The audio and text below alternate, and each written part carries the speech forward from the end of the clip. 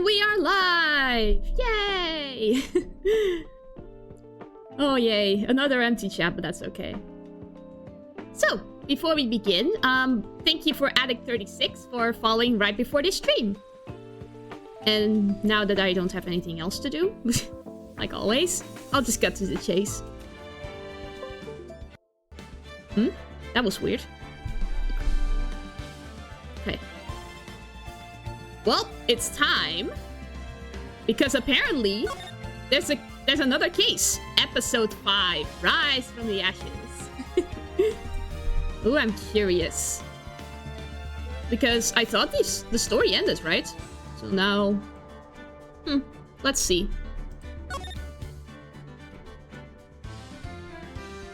Yeah.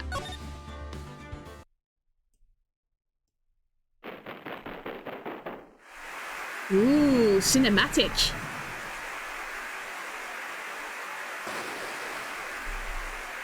A stormy night. What?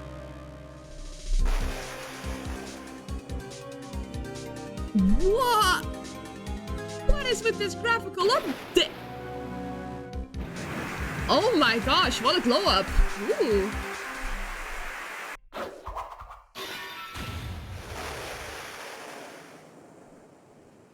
Oh my goodness.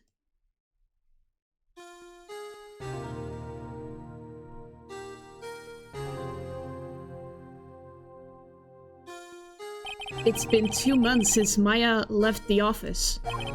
2 months without a single trial. I've had offers, but none I took. That is, until the day that girl showed up. Oh, hi, lady! Lalo Onyx, sorry. Aw, thank you. That means a lot. Yeah, thanks for passing by. Hope you'll have a great day yourself. Yes. Hello, Nehru! Oh boy.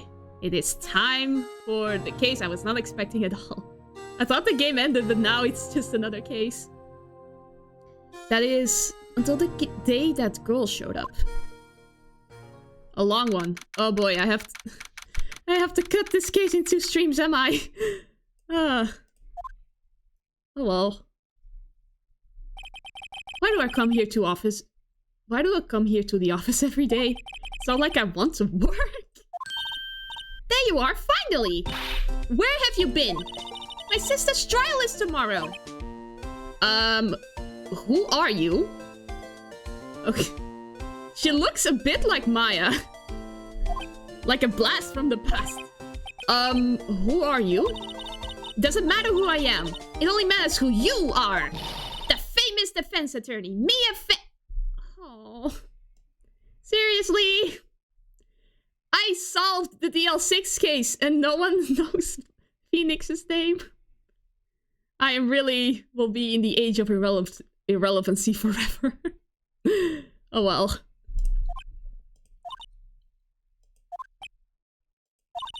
Oh, you're not Mia Fey, are you? I'm sorry, but Miss Mia Fey no longer works here. So you are the coffee boy? Seriously, I wear a blue suit. I am a lawyer. I'm Phoenix Wright, a defense attorney. Wait, you're the Phoenix Wright? The Phoenix Wright from the Edgeworth murder case. Ah, now she knows. Okay, thank God. I'm not completely irrelevant. I just have to bring myself up first. Yes, that's correct. It wasn't Edgeworth who was murdered, though. That's relief, then. You're better than nobody. I'm sorry. I'm afraid I'm not taking cases right now. But you are Phoenix Wright, right? The undefeated defense attorney? Look, I'm not accepting any new cases. I'm sorry, but you'll have to try elsewhere. Please? I'm out of time. But... please, you have to help. It's my sister. Yep. That's what I figured. The throwback immediately. Oh, I don't want to see this. Maya, could it be? Okay, I'll hear you out. Really? Thank you so much! My name's Emma. Emma Sky. I'm a scientific investigator. Scientific investigator? Emma, was it? So you're a scientific investigator? Yes, that's right. Is something wrong? No, it's just, you seem kind of, jumpy, or maybe just young? Young? I'll be 16 years old this year. Oh, I see. Wait, only 16? I'm set to be formally assigned to forensics in 3 more years. My work is becoming quite well known, and my age, no less. So what exactly is your current position then? Well, legally speaking, I guess you'd call me an 11th grader. But I'm ready to do my job. At my age, no less. Wait, another future professional in training. This really is becoming deja vu. So what's this about a case? You said the trial's tomorrow. My sister didn't do it. She wouldn't stab someone with a knife. She wouldn't. So it's a murder case. I don't care if there's a witness who saw her do it. She didn't do it. I know she didn't do it. It's a scientific fact. And there's a witness. Just talk to her. You have to talk to her. Right, I suppose I will. I promised her I'd bring Mia Faye, but... That's interesting. How would she know Mia?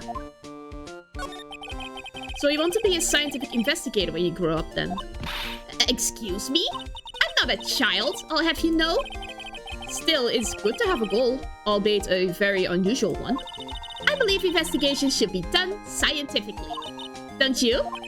Yeah. Sure, can't fault her for a lack of enthusiasm. If this case is handled scientifically, I'm sure my sister's name will be cleared. Your sister? I've been doing research, you know. I'm developing a new scientific method of case investigation. I'll show you when I'm done. I'm looking forward to it. Guess I should get down to the detention center and talk to her sister. My sister asked for Mia specifically. This Mia Faye person was a few years below her in school. Ah, so they went to the same school, huh? She always told me to go to Mia if I ever needed a defense attorney. And, well, I need one. Incidentally, Mia is a woman. Now that you mention it, I guess it is more of a woman's name than a man's. Well, it's nice of you to help your sister out like this. You must be close. Well... Actually, when she gets like she is now, I kind of hate her. Huh? But she's my only family. Wait, to step on... Oh, yeah. But Phoenix has a habit of that. It's just always stepping on landmines unconsciously. Your only family. What about your parents? They died in a car accident when I was little. Oh, I'm sorry. Well, on that note, we should move. To the detention center. I'm curious about who her sister is. I wonder what's wrong with Emma. She got quiet all of a sudden as soon as we arrived. Guard, I thought I told you I didn't want visitors. Sorry, ma'am. It's just your sister. No excuses. Or did you not want a race this year? Understood, ma'am. What was that all about? Oh. Hi, Lana. The first time someone turned their back to us. Funny. I seem to remember specifically telling you not to come here. Perhaps my memory is failing. Look, I didn't want to come here either, okay? But your trial's tomorrow, and you still don't have a defense attorney. I'll be the one in court tomorrow. This has nothing to do with you, Emma. Isn't that right, Mr. Wright? Hey, how do you know me? Mia mentioned you. I've heard quite a bit. I'm sorry, what exactly is it that you do? My name is Lana. Lana Sky. I'm chief prosecutor for this district. Whoa! High profile, man. Wait a second, is she above Edgeworth? Whoa! You're a prosecutor. 2 sisters. One a lawyer. Could this be a coincidence? Emma, Anna, I mean, they're just like... It's like a parallel universe.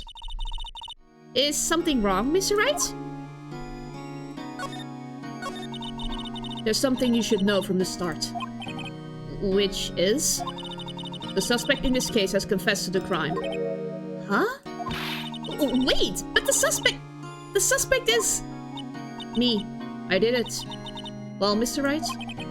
Well, why don't you begin by telling me exactly what happened? The crime took place yesterday, February 21st at 5:15 p.m. That's quite specific. It was in the witness's disposition. A witness clearly saw me committing the crime. That was a bit of bad luck, wasn't it? The crime took place in the underground parking lot at the prosecutor's office. The body was found in the trunk of my subordinate's car. The prosecutor's office, huh? In your subordinate's car, no less? Classy. I was arrested on the spot. Caught red-handed, as it were. Well, that's just great. So, who was the victim? An investigator with the police department. I suppose the correct term is detective. No! Please don't let it become Shu! No!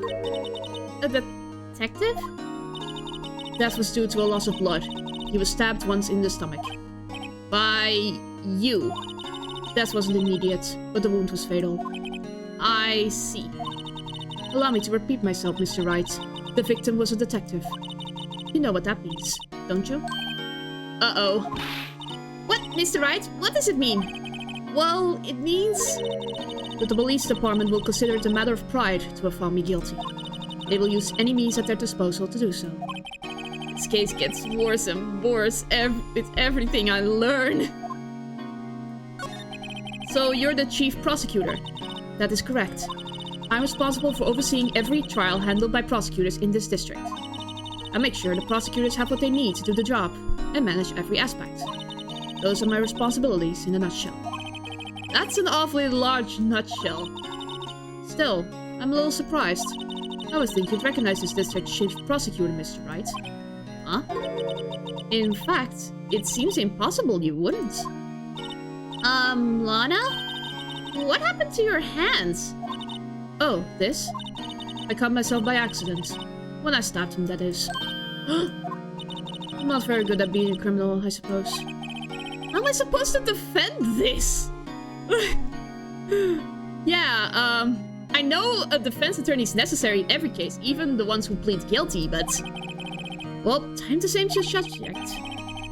Wait, she was in the class ahead of Mia, wasn't she?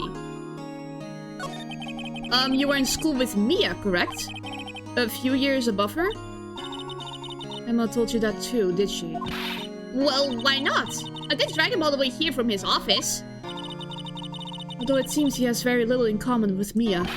Hey! He was in law school. I was in my 3rd year, and she was auditing the class.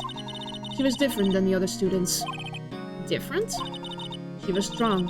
She'd do anything to become a defense attorney. Anything. That was probably why she was attracted to me. Excuse me? Intellectually attracted. Lana was on top of her class in school. Oh! My mind just transported somewhere completely different. I was the best there was. Oh. I'm doing pretty good in school too, by the way. It sounds a bit different when Emma says it. Well, Mr. Wright? Excuse me? As you can plainly see, I am admitting my guilt. I think it's safe to say, there's no way you can take this case. None. But Lana! Why? Why are you doing this to me? You never think of anyone but yourself. I know you didn't do it, Lana. I know. So how can you say you did? If I lose you, I'll be all alone. I hate you, Lana. Mr. Wright? Yes? I believe our discussion here is ended. The rest, I'll leave it to you. You mean you're requesting my services as your defense? Don't lose any sleep over it. Your client has confessed after all. The case is over. Right, I'll do what I can to get to the bottom of this. Lana has confessed to the crime. Yes. Something doesn't fit. It's that look in Emma's eyes. There's something else going on here. And I'm going to find out what. I'm sorry, Mr. Wright. Huh? About what? My sister, she's always like that, you know? I just never expected to be defending another prosecutor again. She's changed a lot. She used to be so gentle, always smiling. Everybody liked her. I see.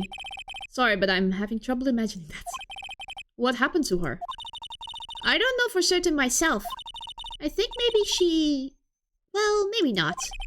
Sounds like there's something there that defies a simple scientific explanation.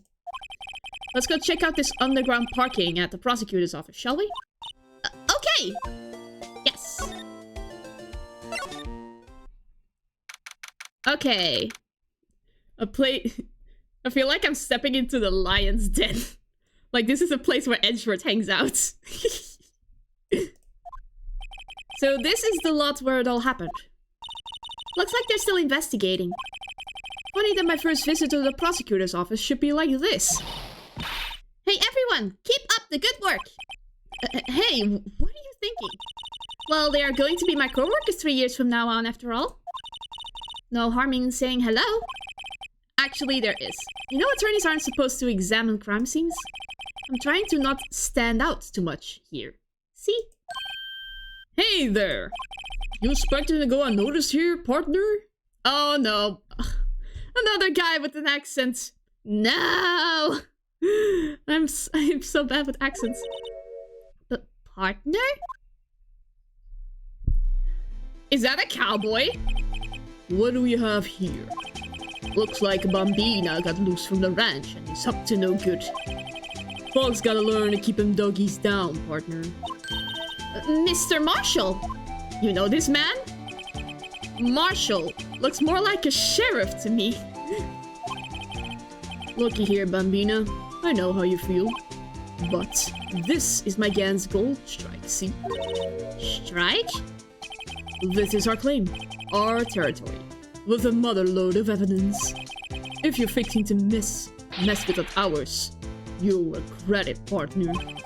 You know what dreams the cacti out of the desert dream? You want to? What is this guy talking about? I have no idea what he's saying. Oh, of course. You head along home now. Happy trails, Bambina. Of course he drinks. What was that? Was that a hombre, a friend of yours? Kinda, sort of. Yeah, he's a detective. Who thinks he's a sheriff from the west, it seems. Okay, I immediately see this. What is this? A wallet? Excuse me, officer. Wait! What are you doing, Mr. Wright? What am I doing? I just found this wallet, so I'm handing it over to the police. I don't believe it. This is real basic. Anything at a crime scene is evidence. Let's be scientific about this, please. Just put it in your pocket. How is that scientific? Sounds like theft to me. Vulnerable wallet found at the crime scene. There seems to be something inside. I'm called to duty already, and at my tender age. Here, I'll teach you the trick to examining evidence in detail, okay? By the way, her eyes are sparkling. I can tell she's been waiting for this. Okay. Now, look at the court record. Okay. You have to be sure to examine evidence carefully on all sides. Now, let's start examining from every angle. Ooh. Well, I can open the wallet, right? Oh look, I think there might be a clue here. You should check it out with the press of enter.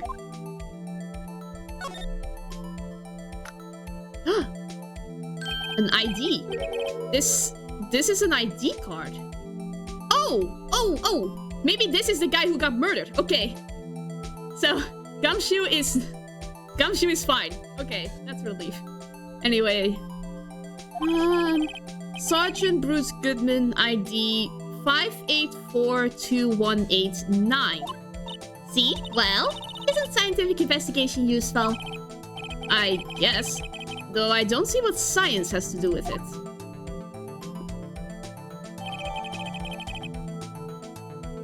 Yeah, that's what happens. I have to just drag it down and then I can turn it. And then I have to select certain aspects and then press enter. That's how it works.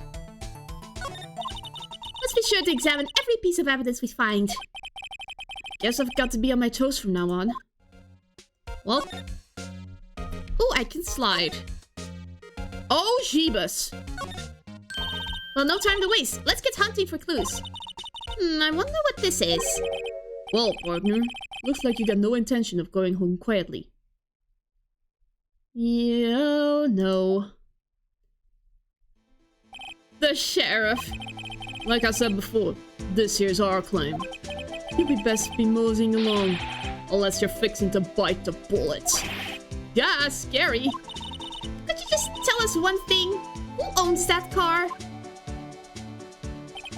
Well, the little filly's got a good nose on her. You want to know who rides the red Mustang with the body in her saddle, eh? Please? No problem, partner. About time for fiddles anyway. Get yourself to the saloon on the 12th floor of the prosecutor's office. Might just find you a cerveza you like. Cerveza. Prosecutor's office. Where does this guy think he is? And when, for that matter? Put yourself, look up vital, saloon, cerveza. Maybe we should check out room 1202, the high prosecutor's office? In any case, stay away from the car. You can look around here all you like. Just keep your paws off our clean. Right. Great. I still don't know how to do his accent. I'm very sorry. Great. Maybe there are some clues around here, Mr. Wright. Let's check it out. Excuse me. Were you two all set? Us? What's this? She couldn't be... You're selling lunches? Here? This is a crime scene. Hello. Half and half, was it? Oh, thanks. And you, sir? Yes? Some crunchy goodness coming at you. Thanks. Interesting way of doing business. This area is off limits to anyone without clearance. Especially passers-by. Who are you officers? No, but you don't exactly look like the type to have clearance. Well, that's hardly a way to greet someone. Even if my days as the cuff-up queen are over. The cuff-up, huh? You know, I'm feeling kind of full. Maybe I'll pass on lunch. I'm quite connected to this case, you see. The images are burned into my eyes, you might say. Yes, all the sordid secrets. Wearing titles for a... Yeah, I didn't realize the names of the lunches. I just read... Well, secrets. Dear me, you are a slow one, aren't you? I'm referring to the murder. The stabbing of that detective. What? Oh no! She's the witness! A witness clearly saw me committing the crime. You mean you're the witness my sister was talking about? Please, cough up queen, tell us what happened. The name is Angel Star. Don't you go forgetting it. Or before you know it, I'll have you whimpering at my heels. Yes, ma'am. Yipes, she means it. Shivas, I examined one car and suddenly the witness shows up. Somehow, I knew. Yesterday was a day of destiny. I knew something was going to happen. Just like I know that the daily special on Friday every week is salmon. Destiny. Was yesterday's special for some reason? You're a defense attorney, right? You should know then. You should know the foul misdeeds of the evil ones who hunt this den of inequity. Evil ones? Prosecutors! They have no qualms at all about blackening the name of innocence. And yesterday they paid homage to the most evil one of all. They gave an award for King of Prosecutors. What a farce. So she's saying there was some sort of prosecutor's convention yesterday. I was almost compelled to lace their lunches with something foul. Do you have a personal grievance against prosecutors or something? Or is there some kind of scientific evidence of this, evil? Young miss, mock me at your own risk. You'll soon find out why they call me the Cough-Up Queen. Ew! The most heinous of all the evil ones. The ones they awarded yesterday. It was in his car that they found the body. Proof that he devours the evilest lunches of all. Really? The evilest of lunches? I wonder what that kind tastes like. Maybe something that I don't like. Like cod. I don't like cod. Really? What? I'm totally confused. Oh, spicy! Yes! Spicy cod. That's the one. Yeah. Spicy is the worst thing of all. One thing's clear. This lunch lady has a thing against prosecutors. So, what exactly was it that you witnessed, Miss Star? It was a fascinating spectacle, to be sure. I now feel I know what they say when they talk about a woman's wrath. To see Lana Sky wield that knife so. Her knife flashed in anger, flinging him to a sad end. It was truly a sight to see. You mean you saw the very moment of the crime? The sound of his silvery ties to this world being cruelly cut still rings in my ears. And the rhythmic beat of Lana Sky's knife. Wait a second. You know Lana Sky? Of course. It's quite a feat, becoming chief prosecutor. How many lunchboxes of sin did she pack to make that journey, I wonder? She always travels light. Now, why would this pretty lunch lady know the chief prosecutor's name? Could we ask you a bit about yourself, Miss Star? I come here every day to sell lunches. I import only the freshest and best from the Far East. For some reason, the box lunches are a hit here. Why not make the lunches here rather than import them? Did you say something? No. Only true connoisseurs can understand. The kind you can only tell someone who has tried General Tso's Trilobite lunch set. Never mind. You win. I don't even want to appreciate part of a Trilobite's flavor. Anyway, I come here every day to sell lunches. My boyfriend works in the security room here at the prosecutor's office. Your boyfriend? See the security room over there? The glass-walled booth up there. I sell my lunches, and since I'm here anyway, I'm dropping to see him. Since you're here anyway, I guess selling lunches is more important than romance. You can do both. So to scientifically analyze the data available so far... You, Miss Star, are a lunch vendor with an ulterior motive for coming here. Useful analysis, not. Did you have a bad experience with the prosecutor, Miss Star? I sense some hostility. Hostility? Ha! Perhaps. Prosecutors are all alike. The bigger they get, the worse they smell. Kind of like 10-day-old clams in the chowder. Ugh! That sounds horrible! Ugh, clams you have to eat the moment they're caught. Otherwise, yeah, no, that's very unpleasant. I wonder if Miss Star was involved in some sort of legal trouble in the past. That'd be a sure cause of food poisoning. Scientifically speaking, of course. I mean, now you're talking Cuff-Up Queen. I thought she was just a lunch vendor, but now I'm not so sure. Well, time to examine this place a bit further. Here, a phone. Let's see if it works. Hey, don't touch stuff we don't need to be touching. I can't hear anything. My ears! No, my ears! Maybe it's due to the barometric pressure. What is she babbling about? Hey! What did you just say? See? You can hear just fine. The phone's broken. Okay. Look! A door! This must mean something. I'm not sure that doors mean anything. No, it won't open. A mysterious lock. I fail to see what's mysterious about it. Mr. Wright, you need to learn to enjoy life more. Let's finish our investigation first, shall we? Oh boy. Oil drum. Looks like it's filled with water. It's heavy. I can't even budge it. The drum over here is on its side. Wait, I know. I'll hide in here and do a stakeout. I think you'll probably just get arrested. In fact, you may not even have to hide in the drum to get arrested. What? I'm not suspicious. Ladder. Nothing here. Security booth. Look, a stylish glass-walled room. Very nice. You could see the whole parking lot from in there. It says security. Perhaps it's a cafe? Huh? Cafe security. Yeah, that must be it. Let's check it out later. I hate to break it to you, but I think that's probably just a security guard office. You know, I scored a 97 on my science test the other day. Oh, oh, that is so cute.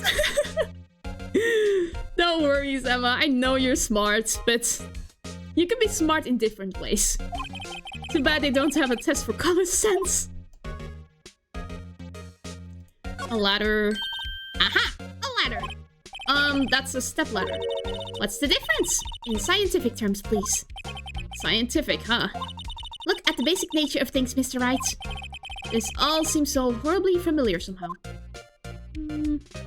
Well, I can't move anymore. This wall is in our way. It's got a faucet for water. Wait, I know! This wall is merely a facade, hiding the truth. This is no wall, but a water tank. I fail to see how it makes any difference either way. Objection! Yay! Hi, Hunter! It's good that you're here. We're trying to investigate a crime. This is where the cars leave the lot. The arrow on the ground makes it look more like an entrance. What are you talking about? It's plainly an exit. Well, maybe it's both. Kind of a dual purpose. Aha! The theory of relativity. What? I've got to write this down. Ah, hey, Mr. Wright. Maybe, you know, was Mr. Relativity German or was he British? Mr. Relativity. Are you sure that was his name? Oh no, I'm gonna reveal myself to be pretty dumb. No, it was Albert Einstein, and he was German. Isaac Newton is the one for gravity, not relativity. It's Albert Einstein, and he's German. Okay, that's good. See? I'm actually smart. Okay. Maybe I have everything secured so far. I've talked to her. Then... Oh yeah, I should check out the prosecutor's office. Ooh, this is a fancy office. Ooh. Ooh, what game was that, Hunter? I'm curious. This is the kind of room that just screams, I can do the job. Quite a change from your office, really. Son of Solomon 2, really? Thanks. Look! There's a trophy or something here. A trophy? What? What shield? It takes real nerve to display stuff like this. Whoever's office this is, they must be a real stuck-up jerk. Phoenix Wright. You never tire of playing into other people's business, do you? That voice! Edgeworth? Long time no see, Edgeworth. Huh? Mr. Edgeworth! You know him from somewhere. Of course! I'm his biggest fan! My sister introduced us once and... Right, her sister is the chief prosecutor after all. Well, what brings you here? I'll warn you, I've been known to be a real stuck-up jerk. No, did I? No. It was just Mr. Wright here. Hey, don't blame me. We're just here to investigate a murder case. Murder. A body was found in this nasty, bright red sports car in the parking lot. That would be my car. What of it? No!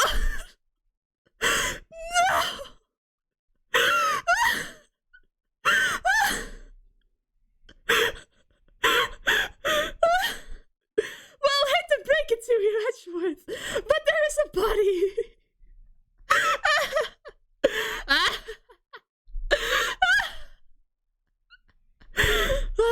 Okay, I gotta breathe. Okay. What? Your car? I'll say one thing, she certainly can scream. So the body was found in your car. Go ahead, say it right. You think I did it, don't you? After you went through all that trouble to help me last year, no less. No, we don't think you did it. I mean, it was my sister who stabbed him. Wait, no, she didn't do that. Wait. So you're the chief prosecutor's little sister then? Yes, sir, Emma Sky. It's nice to meet you again. No, that didn't sound forced at all. Ah, now I remember. You've really grown. I'll admit, it was a surprise for me too. To think that my own car would become the scene of a murder. More surprising still, I'm being forced to prove my superior's guilt. I can understand. Wait, what did you say? Lana Sky is the chief prosecutor. The top prosecutor in the district. She can't prosecute herself, so I'll be the prosecutor at the trial tomorrow. Yes! I didn't want anything less, Edgeworth. Back to facing each other once more.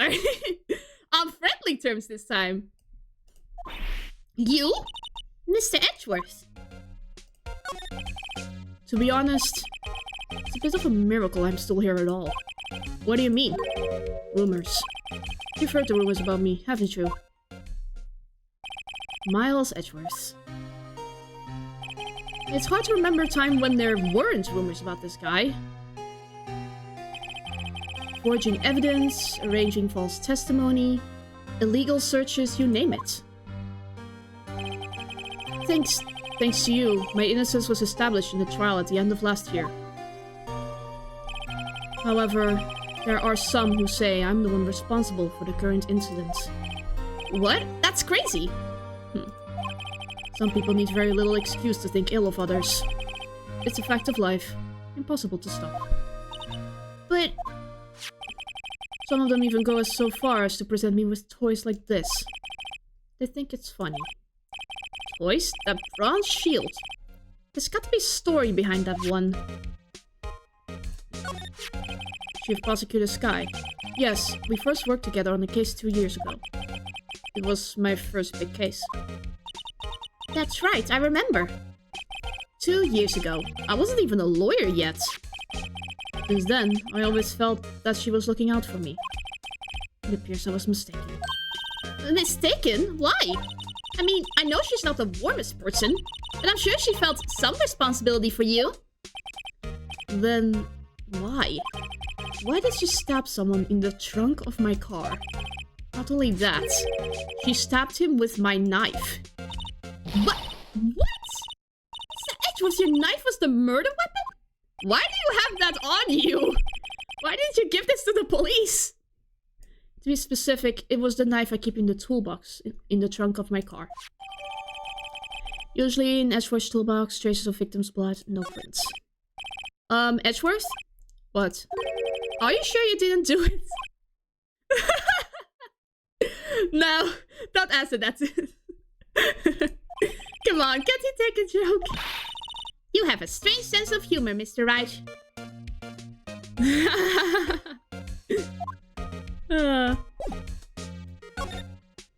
No, I will imagine this.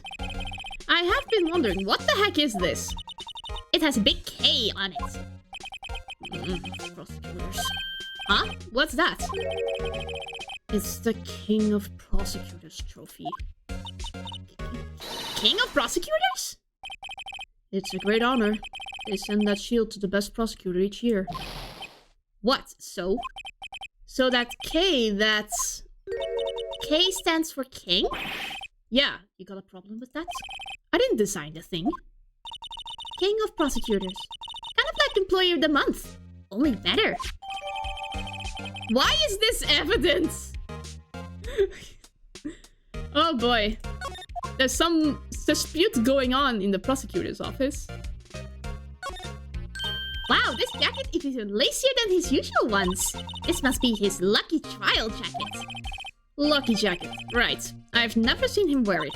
I'm sure there's a story behind why it's in the frame. Maybe I'll be naughty and take a picture. He's getting way too excited about this. Hey, a chessboard! Right! Oh my gosh, I forgot! Oh wow. Way on me to forget mechanics so quickly. I'm not too up in my chess, but it looks like blue's in a bit of a tight spot. The red knights have surrounded the blue pawn. Huh?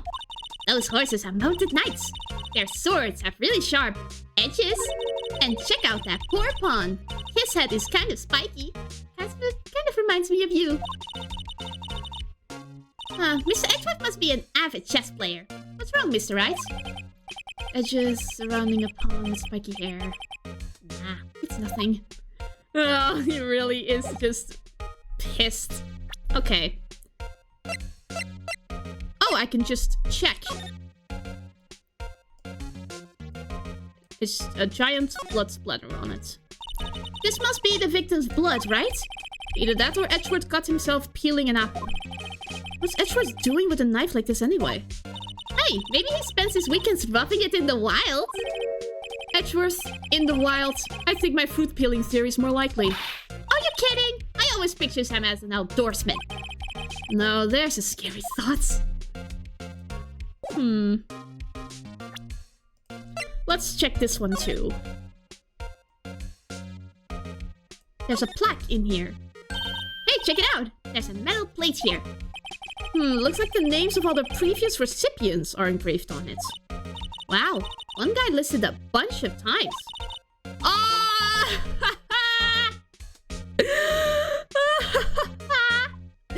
Von Karma. I guess he must be a foreigner.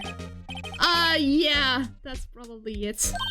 Well, wherever he's from, he must be an amazing prosecutor. I'd like to meet Mr. Von Karma sometime. When she says it, his name does have kind of a ring to it. Oh my gosh. Nothing else to examine, right? Yeah, nothing. Yeah, that's it.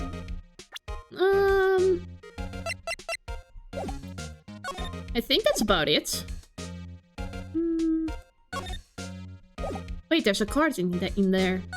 What does the card say? My, what an amazing bouquet. Just right for Mr. Edgeworth. No kidding. Hey, there's a card on it. Back from the dead. What? Oh no! Oh, poor Edgeworth is still being stalked by Wendy. Old bag. Oh my god, she never leaves. Wendy, I've heard that name somewhere before. And beside it, a giant steel samurai. Wow, I want one. Huh? There's something written on the bottom of this foot. Between a rock and a hard place, Wendy. Wendy? Is she Mr. Edgeworth's fiancée? No! No, she isn't. I don't think so. Ooh, cute! What a pretty tea set. I go for the instant tea bags myself. Amazing! The drawer below is filled with packets of tea leaves. They're all sorted by place of origin and flavor. Look at this royal blend! What an exquisitely splendid concoction. There's such a thing as taking a hobby too far. A work desk. It's quite tidy as one might expect. What a nice desk! Easy to use and easy on the eyes. It's polished so well I can see my own reflection. Aww. Strange. Why did I just picture Detective Gumshoe? Maybe I'll take that nameplate as a souvenir. Don't. He'll sue you. I think we're done here. Maybe present something? I don't know. Say, Edgeworth, I was wondering about this. Mr. Wright! Huh? What? Are you sure you should be showing that to Mr. Edgeworth? Oh, he'll take it for sure, won't he? I wish I could be on the same side as Mr. Edgeworth. Then my sister would be found guilty. If she sighs any deeper, I'm going to start getting depressed.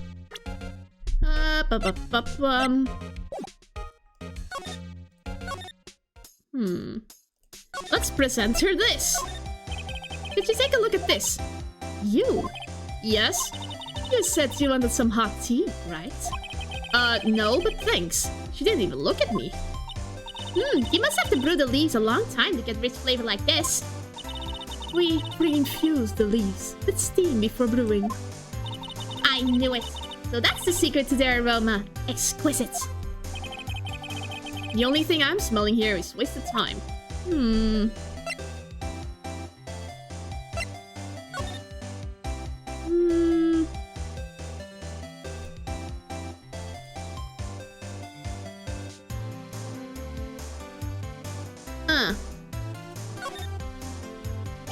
Name and ID number. Sergeant Bruce Goodman. ID. Wonder why they only use numbers for IDs. What else would they use? Letters, silly. They're the reason we have a written language in the first place. True. Sergeant Bruce Goodman. ID. YBADAB. See? Would that be better? Why? Well, it does have a certain ring to it. Exactly my point. It doesn't take much to amuse her. Okay, then let's present the trophy to Edgeworth.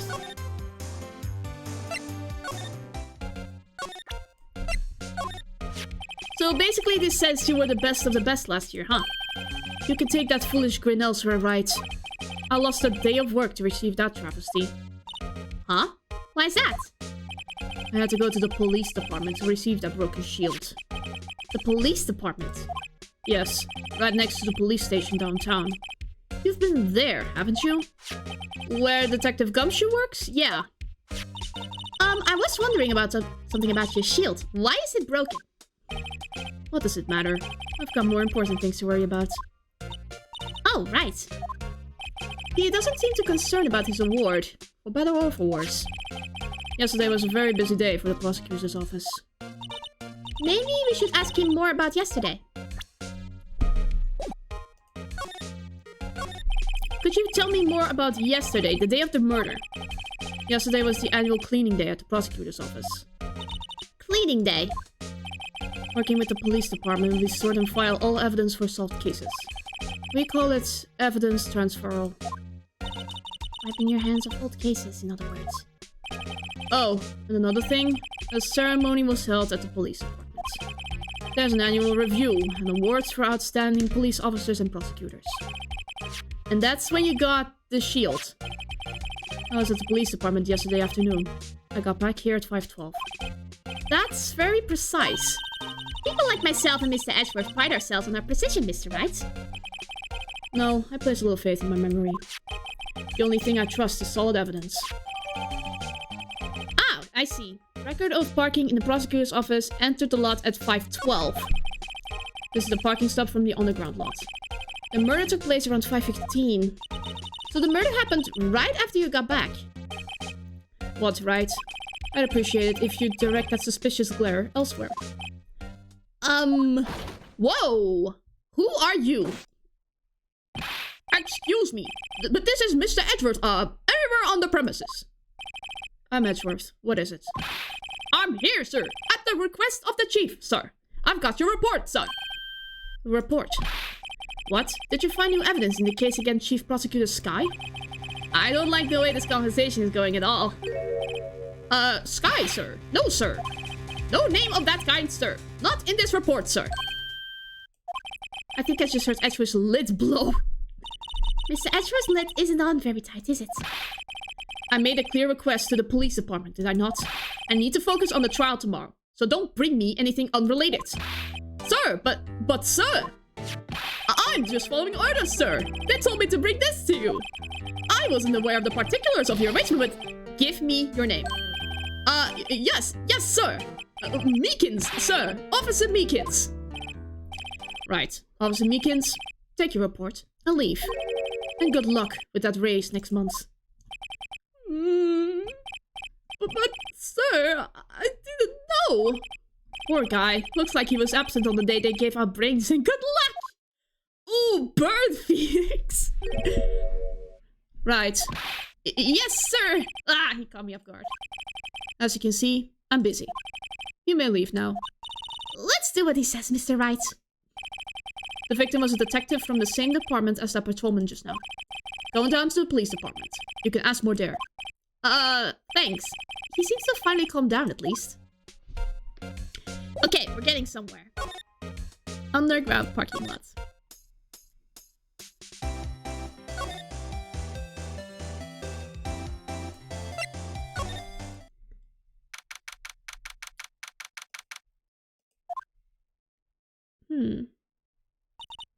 Ooh, we're finally here.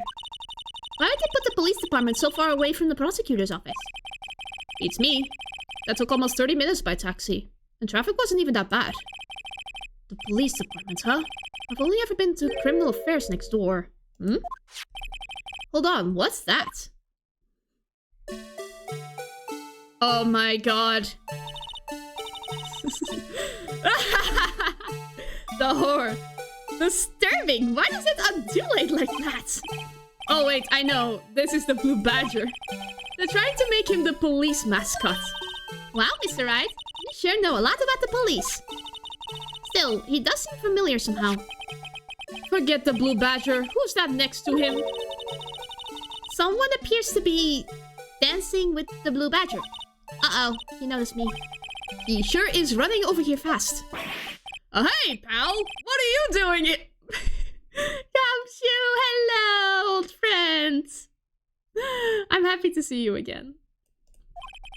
That's my line, Detective Gumshoe. Specifically, why were you dancing over there? What? Well, at least he doesn't seem to be busy. This is our chance to get information.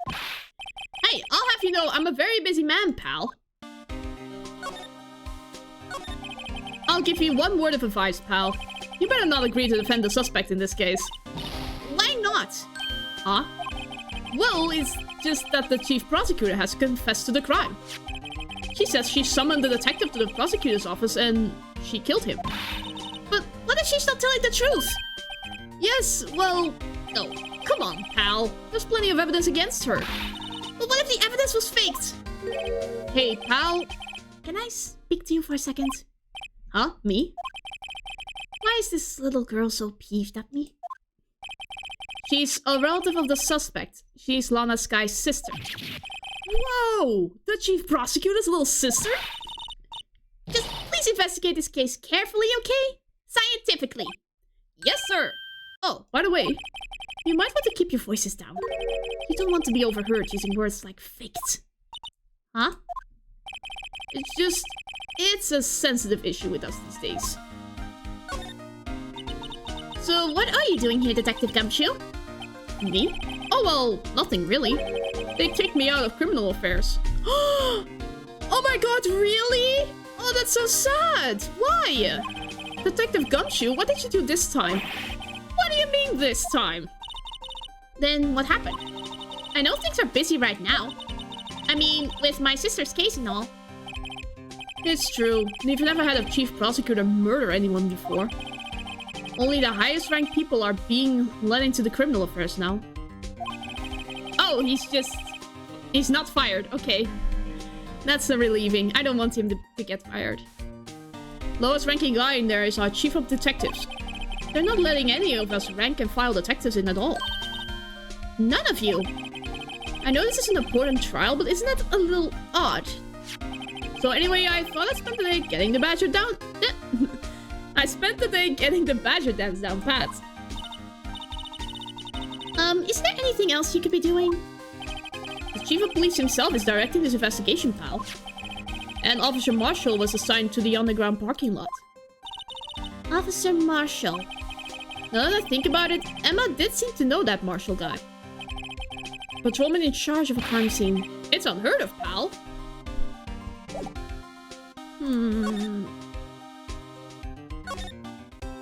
No, I think we need to present Detective Gumshoe some stuff. Let's present him with this. Hey, that's it. That's the King of Prosecutors Award that Mr. Edgeworth got yesterday. Were you at the award ceremony, Detective Gumshoe? Of course, pal. I got an award for diligence myself. Ah, congratulations. I was wondering, why is the award a shield? And why is it broken? Oh, there is a reason. I'll tell you what it is later. Apparently he's forgotten. But I was proud of Mr. Edgeworth for winning that award. Even with all the naysayers in the prosecutor's office. Naysayers? Must be because of the rumors.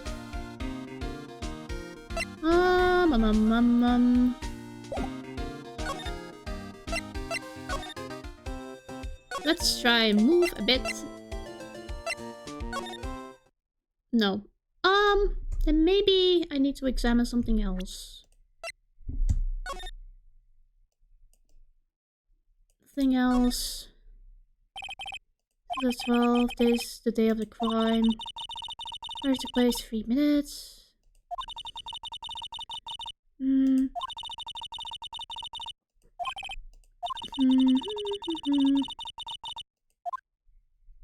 Okay.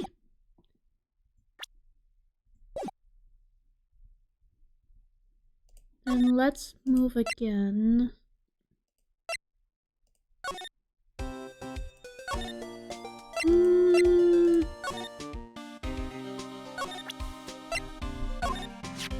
Detective Gumshoe, what can you tell me about this? Huh? Hey, pal, this is a detective's ID card. You can't just keep that. You have to turn it in to the police. It's people like you that get me into so much trouble all the time. Meaning Detective Gumshoe must drop his card a lot. Let's see. Bruce Goodman. Goodman? Sounds familiar. Nah, my mistake. But did you work together with him in criminal affairs? Whoa! Now I remember! Bruce Goodman! He's the victim! Yes, Gumshoe. Yes, he is.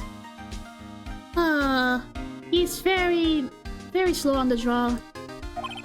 That's what I thought. Can you tell us more, Detective Gumshoe?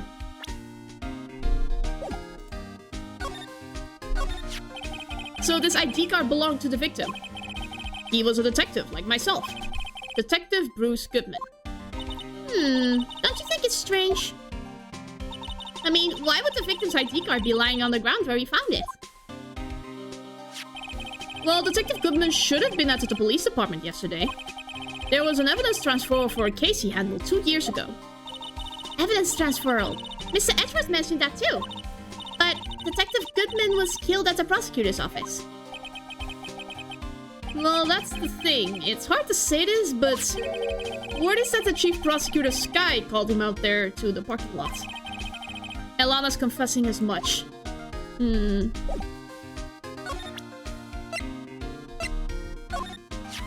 Finding Mr. Edgeworth's car, stabbed with Mr. Edgeworth's knife, huh? What would drive Chief Prosecutor Sky to do such a thing? Wait, I didn't mean... I mean, sure, of course, someone else really did it. Someone who must have... Someone who must have had a grudge against Mr. Edgeworth. The car and the knife do seem a little too well organized to be a coincidence. Poor Mr. Edgeworth. What could have happened? We have to find out a little more about what's going on with Edgeworth. Then let's move back to Edgeworth.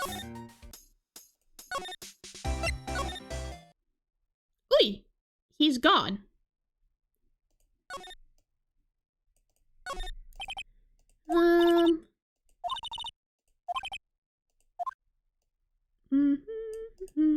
Case files. Whoa, these are all case files. They're stacked up to the ceiling. There's even a ladder. With the shelves already packed super tight like that. What's the prosecutor going to do when they get new files? Splendid, Mr. Wright. What an unusual observation. I think that was a compliment?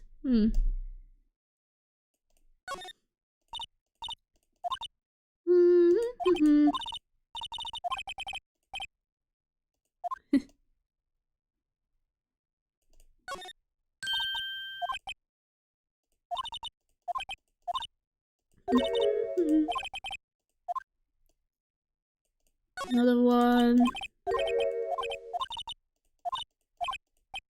Is something? Yeah, no. A lamp. Oh, it's the windows.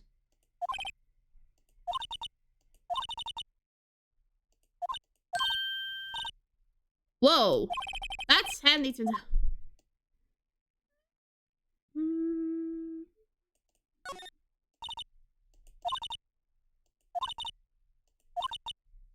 It's worth around $5,000?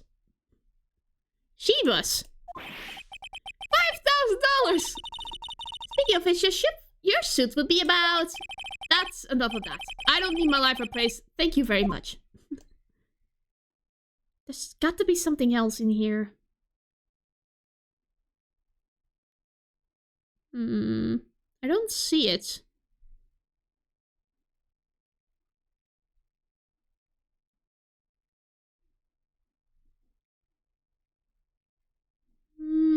No.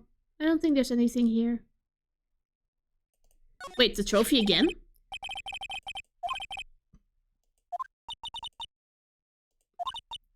It's $70 still.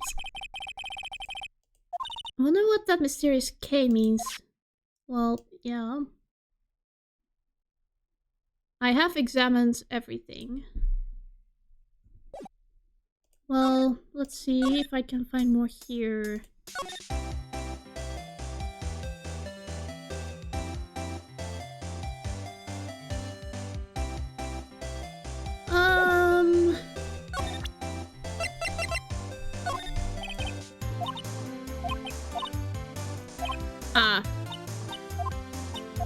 I don't think she's willing to talk more.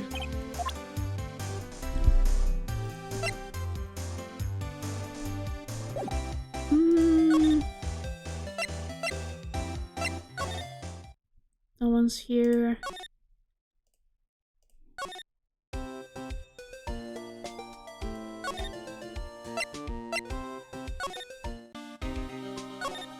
Ah, here. He's in a tough spot again. Again. Yeah, DL6. I know that already. Well, it started with the murder of that defense attorney Hammond. But Mr. Edgeworth was found innocent. Listen, pal, there have always been rumors about Mr. Edgeworth. Forging evidence, making deals with witnesses. Nothing outright, but there was always whispered rumors. Ever since he was accused of murder, no one's whispering. They're practically shouting. But there's no evidence against him. Well, Mr. Edgeworth has always had unusually strong ties to the department higher-ups. It's only natural that people would be suspicious. I had no idea he was under the gun. Anyway, this latest case has started a new rumor. People say the only reason he took this case is because he's aiming for the chief prosecutor position himself. What? But I know the truth, pal. Nobody wants to be the one who has to prosecute the chief prosecutor. Mr. Edgeworth is biting the bullet on this one. He's doing this all for us. That's sad, indeed. Maybe now that I know this, I can snoop around. I have no idea what to look for. I have checked everything. Ugh, I'm stuck. No, don't say that. We have to be vigilant.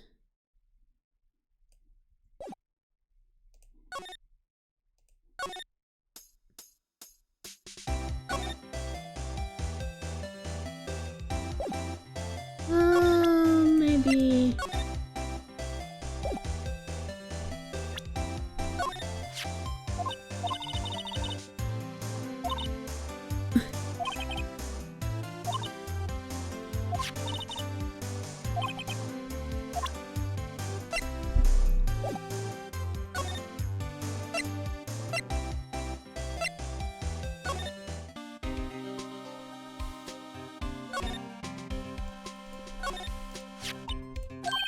What? The Dancing Blue Badger? It's my masterpiece. He made it himself! Aww! That's so sweet! You made this, Detective Gumshoe.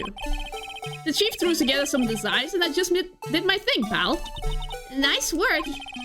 It's battery powered, so it can go anywhere. There's no switch, so it just dances until the batteries die. Poor Blue Badger. Faded to dance until he drops.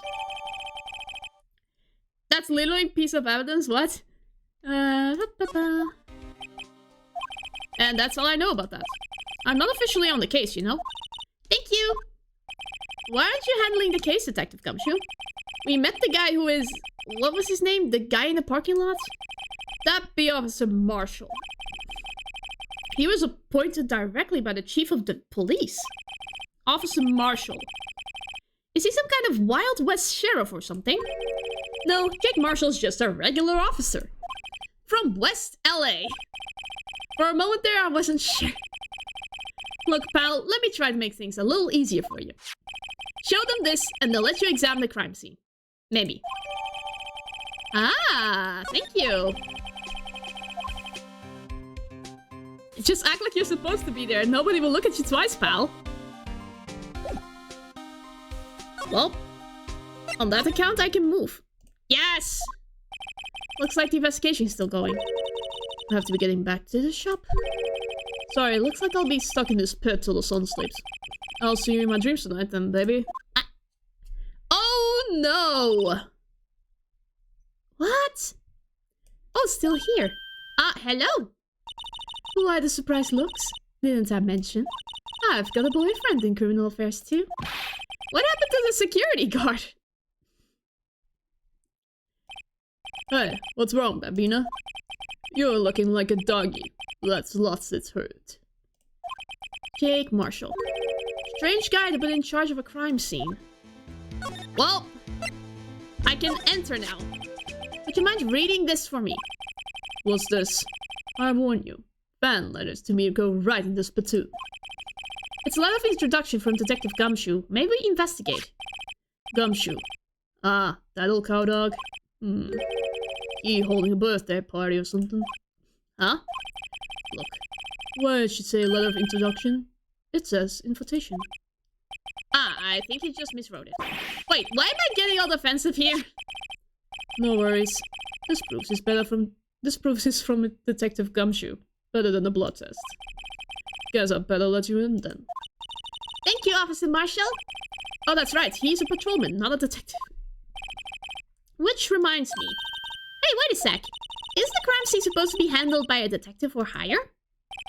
Well, folks, clues are calling. Welcome to our gold strike. Be like the settler. Strike out for lands unknown. Manifest destiny. Let's have a hoot, nanny. Notice how police investigators are like settling lands. Well, Mr. Wright, what do you say? I say I won't be needing this anymore. Well, let's move. No, not that kind of move. I can finally look at this. Looks like a cell phone. Scientific analysis would suggest this belonged to the victim. I can't think of anyone else it could belong to. What's so scientific about that? Should we check it out? Yes. Right, let's check it out. Oh, it's like an automatic sequence. Oh, a strap. Man, what a boring strap. What's wrong with it? Everyone has different tastes, you know. Here, check out mine. It's a pink princess strap. Those are hard to come by, you know. I see the series is as popular as ever with the kids.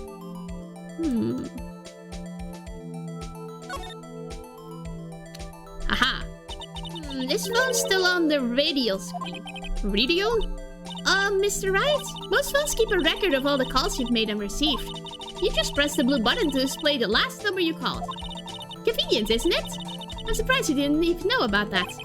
Sorry to disappoint you, but even I know things like radio. Huh? Oh, I'm sorry.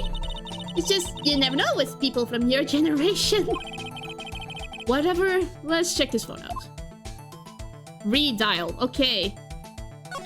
Ma'am, it's clear that I, never know how to handle this kind of phone. Now, to see what the owner of this phone called last.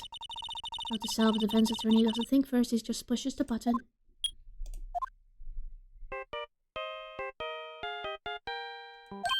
Hey, that song! I know that! Hey, what's going on over there? Oh, sorry. I see you, partner. You pressed redial on their phone, didn't you? Well, yeah. Whose phone is this anyway? It was on the ground over there. Whose is it? That belongs to Chief Prosecutor Sky. What? It's my sister's? She apparently dropped it when she was taken into custody, right after the crime. Look, the last call was made right when the murder occurred. Looks like she was fixing to call someone. Except she only spoke for a few seconds, according to this. Who did she call? No idea. Sorry, partner. Now, I got a question for you, partner. I heard the phone ring now. One of those newfangled ringtones. Oh, that? Oh. I'm sorry, that was my phone. What?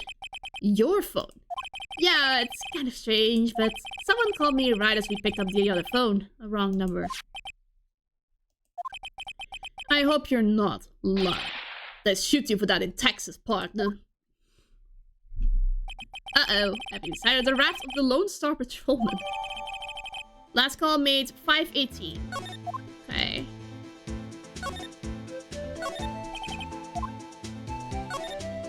This rope, is it? Yep, they laid it in the outline of the victim's body. So wait, the victim must have died when the killer closed the trunk on him. You've got to be the only person I know that would come to that conclusion. This appears to be the car where the body was found. It looks like the lock on the trunk is busted. Crime took place in the underground parking lot of the prosecutor's office. The body was found in the trunk of my subordinate's car. What a luxury car! It just screams, I have money to burn. Yeah, prosecutors get the big bucks. B block is through here. That's where the visitors park. I can see Lunchland's car over there, far in the distance. Hey, you're right. I like the cute design on the door. I can see a cartoon cow munching down on a juicy-looking steak.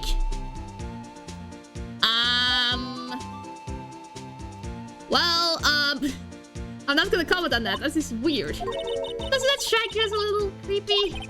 Just don't think too deeply about it, and you'll be fine. Cannibalism, yes! A block. This area is reserved for prosecutors. Defense attorneys are relegated to B block.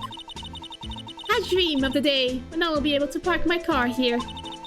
I'll go over to B block to buy my hamburgers from you, Mr. Wright. I'm not planning on giving up my job that soon.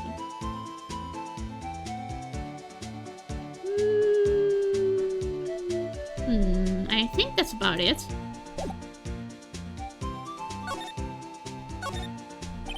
Officer Marshall, could you tell us more about the victim? Good men always die young. Remember that, partner. Could you be a little more specific? Bruce Goodman.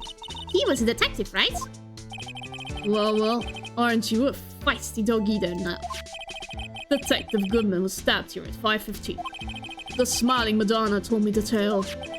I think he means the witness, Miss Angel Starr. One stab to the chest. A fine piece of work. This here is the autopsy report. Finally! Thank you! Death due to loss of blood, one knife wound, died within an hour and a half of 4 p.m. Was my sister involved with the victim in any way? Funny you should mention that, Bambina. Chief Prosecutor Sky and Detective Goodman had nothing in common at all. Nothing in common? They apparently worked together on a case a few years back. So there's no motive? Goodman wasn't a particularly gifted detective. That's one reason why he didn't do much work with the chief prosecutor. Well, my sister called the victim here on the day of the murder, right? Here to this parking lot? So it seems, calling an unarmed man to a shootout at high noon.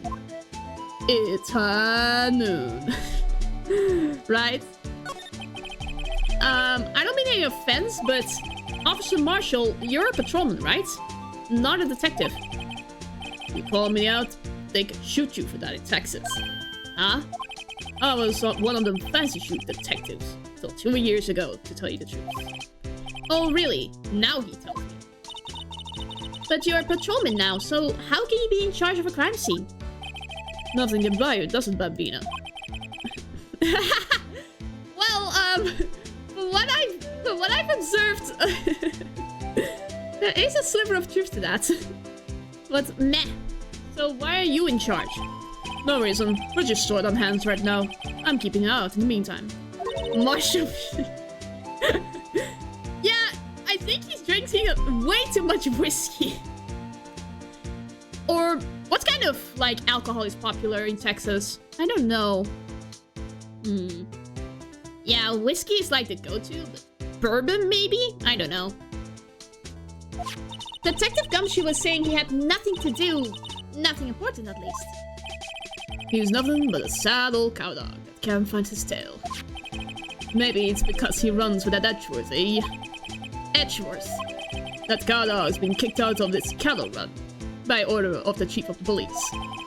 Just, he don't realize it yet. Detective Gumshoe kicked out of the investigation. So there's no connection between Detective Goodman and my sister.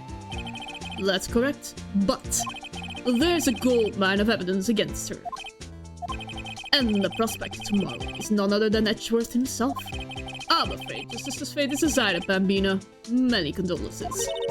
Officer Marshall. Yeah, Bambina? How can you say that? You and my sister... You were... Is there something between this cop and her sister that I don't know about? There is? Oh no, I apologize, Bambina. Something must have gotten to me. Maybe it's that dry wind that's a blowing through the prosecutor's office. Dry wind or ill will. Someone's up to something here, but who? Suspicions about Mr. Edgeworth have been flying around for nearly 2 years now. Forged evidence and arranging testimonies, you mean? He was unbeatable because he did whatever it took to win. Unbeatable, that is. Until he met you. But rumors are just rumors, are they? These are prosecutors we're talking about. Evidence is everything to them. If you follow the rumors about Edgeworth to their source, you find one person. But they're off limits. Untouchable, you might say. One person. Who? Hate to say this, but it's your sister, Bambina. Chief Prosecutor Lana Sky. What? My sister? Edgeworth couldn't rustle all those cattle by himself. Some people load their guns with bullets. Some people load them with deals. What, you're saying Edgeworth was making deals to win trials? Where there's gunshots, there's bound to be bullets. That's what the old-timers say. There's a big old secret hidden around here somewhere. Everyone knows it. Is that why Detective Gumshoe was taking off the case? Did they target him because he was closest to Edgeworth? Maybe. Hunter? It's kind of concerning what you did there. That's weird. Sounds on to Texas, perhaps. Ah, okay, that connection, okay.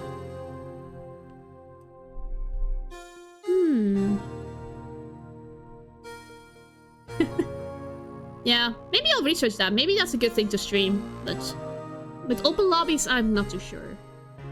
Oh well. Can we talk some more? No, we're done. Nope. Nope.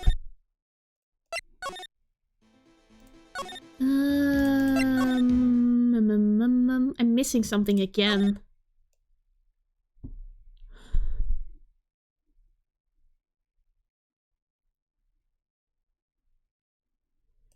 There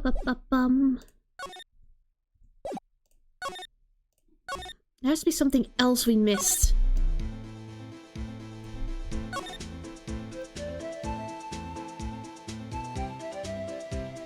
Then I'll guess we have to present something to him. This? Alright, compadre. Count to 3. Huh? Gotta do that if you're gonna draw evidence on someone. That's what we do in Texas. Reminds me to never visit Texas. ringtone, right?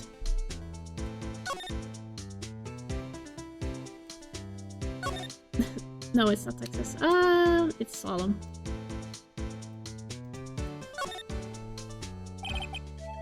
What's wrong? You look like a dude during finals.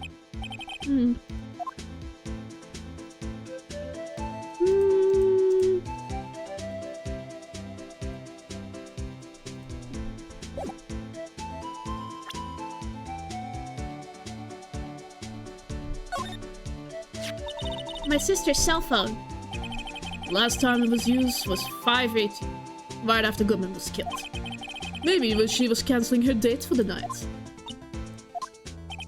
Why did Lana make that call? Indeed.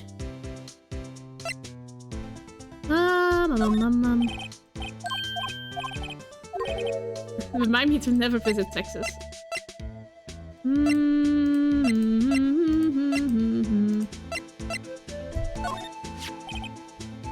12 p.m. The prospector's bright red steed came in at a trot. Real slow-like. A trot? My Madonna tells me the crime occurred 3 minutes later. So it seems the chief prosecutor was lying in wait. Maybe waiting for her prince to ride in on his bright red horse. So what you mean is the killer intends to use Edgewood's car all along?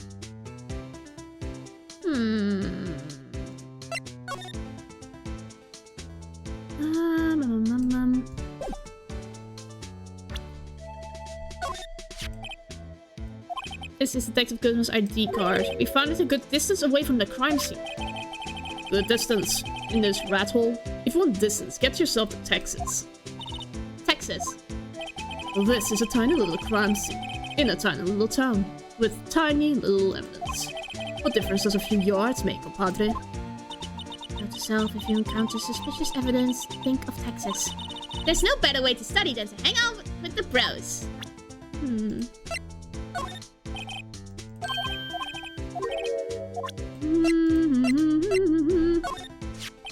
Ah, toy shield.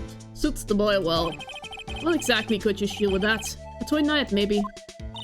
Officer Marshall, don't you have anything good to say about Mr. Edgeworth? You don't like him, right? We get the point. You know, when I was a detective, I got one of these. Let me guess. Did it have a K for King of Detectives on it? Hey, they could use the same shield over and over. Note to self, the prosecutor's office and criminal affairs are surprisingly cheap. You know it. They've gotten cheaper with every passing year, I tell you.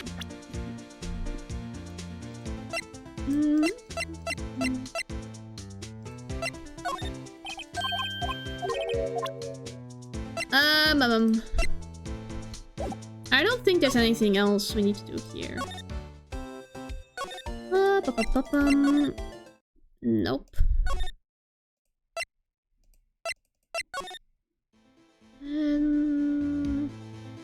What else? There's got to be something here, right? I don't know.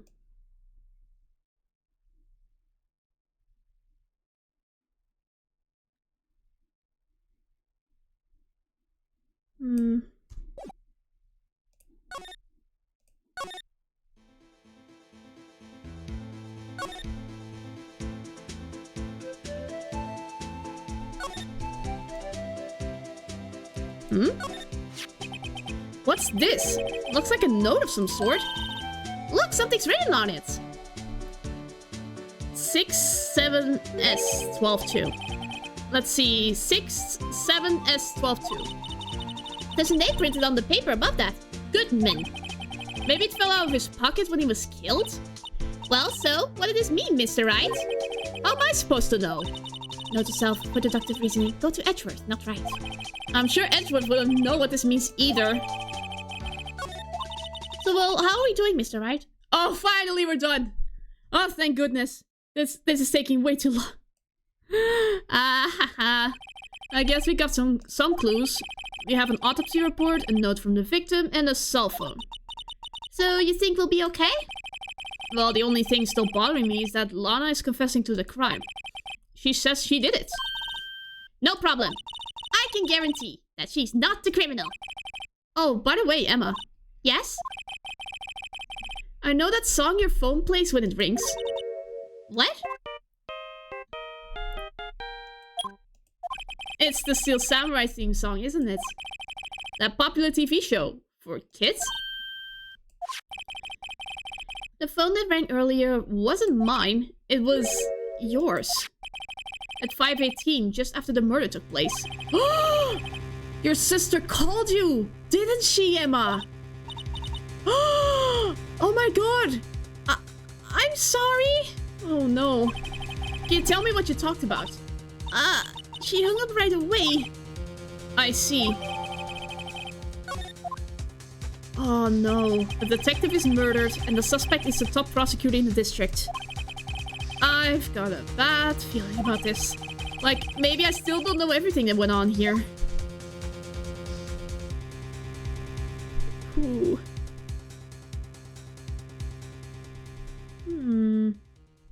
Okay. Yes, let's save. So, I will blow my nose for a sec.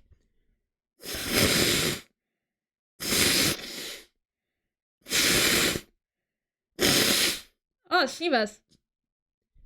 Okay. Sorry about that. And I will also take a sip of water.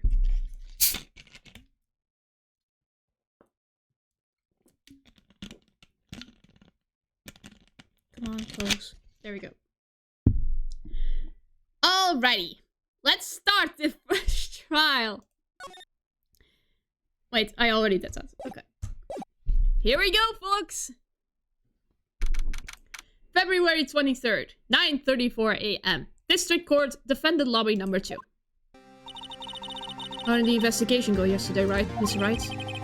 Frankly, there are still a lot of gray areas. Or rather, the whole thing is one big gray area. Don't worry about me, no matter what the outcome. I'm ready to accept my fate. I believe in you, sis. Mr. Wright, let me offer you a word of advice. Yes? The defense attorney should never believe their client. Well, I hate to break it to you, but Mia gave me the exact opposite advice.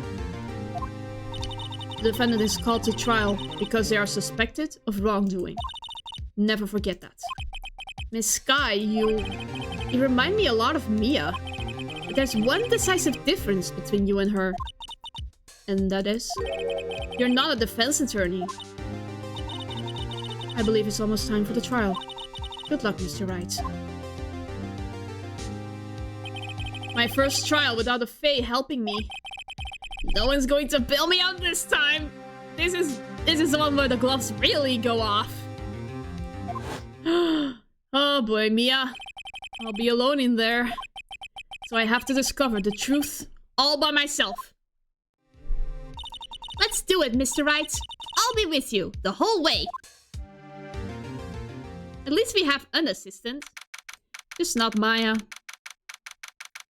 10 a.m. Courtroom number 9. Let's go. Court is now in session for the trial of Miss Lana Sky. The defense is ready, Your Honor. The prosecution has been ready for a while, Your Honor. Edgeworth. Again? Can't we let this rest? Chivas. It's been 2 months, but I haven't been in a courtroom since his trial. I hope that personal feelings will not be a part of the proceedings today, Mr. Wright. I will choose the path I think is right, regardless of what those around me might say. The judgment to be made here is in our hands, not those of anyone else. Very well, Mr. Edgeworth. Your opening statement, please. Chief Prosecutor Lana Sky has committed an unpardonable crime. Not only this, but she was rash enough to commit it in the prosecutor's office lot. Wow, he's much more forceful in person. I suddenly feel like confessing to everything. However, she will now pay for her rashness with her life. There was a witness to her crime. A professional witness. Well then, call your first witness, Mr. Edgeworth. Prosecution calls its first witness, Miss Angel Starr, to the stand. The cuff-up queen. Oh boy, here we go. Haven't I seen you somewhere? You You ordered the caviar lunch, right? Ho-ho! Caviar! I've never eaten caviar before. The judge is really wolfing it down. Ah, and for you, I have a fiesta bowl. The bribery thanks. Will the witness state her name and profession? Ah, and you, sir. Did you order the fingerprint lunchbox? It's too early for lunch. Your name and profession, please. Well, Your Honor, how does it taste? So this is why everyone raves about caviar. It's so tasty, it hurts! I always thought caviar would taste like pickled tapioca. What the heck does pickled tapioca taste like? Name, profession, now. Me? The name is Angel Star. Don't go forgetting it. I find myself running Lunchland these days. Is that what you wanted me to say, Mr. Edgeworth? Very well, witness. Please describe the incident to us. The prosecution will wait. I'm not finished eating. Hurry it up! Very well, Mr. Edgeworth. As you know, we usually call on the police to provide a description of the crime. Your Honor, as Mr. Edgeworth has said to the court, I am a professional. What exactly does that mean? Is she an international spy? Oh my god! Until 2 years ago, Miss Angel Star was a special investigator with the police. Oh my god, she is! Oh, she was. I pressed the wrong expression there, sorry. Look. Thank you, Nehru. I'm trying to please. She was a first-rate homicide detective. What? Miss Star is a detective? Ah! I know who you are! Cough up! Cough up Queen Angel Star, Your Honor. Long time no see. Very well. You may continue the description, Miss Star. Just who is this lady? If I might have the court's attention over here. The parking lot at the prosecution's office is divided into 2 blocks. Block A block is for the prosecutor's official personnel.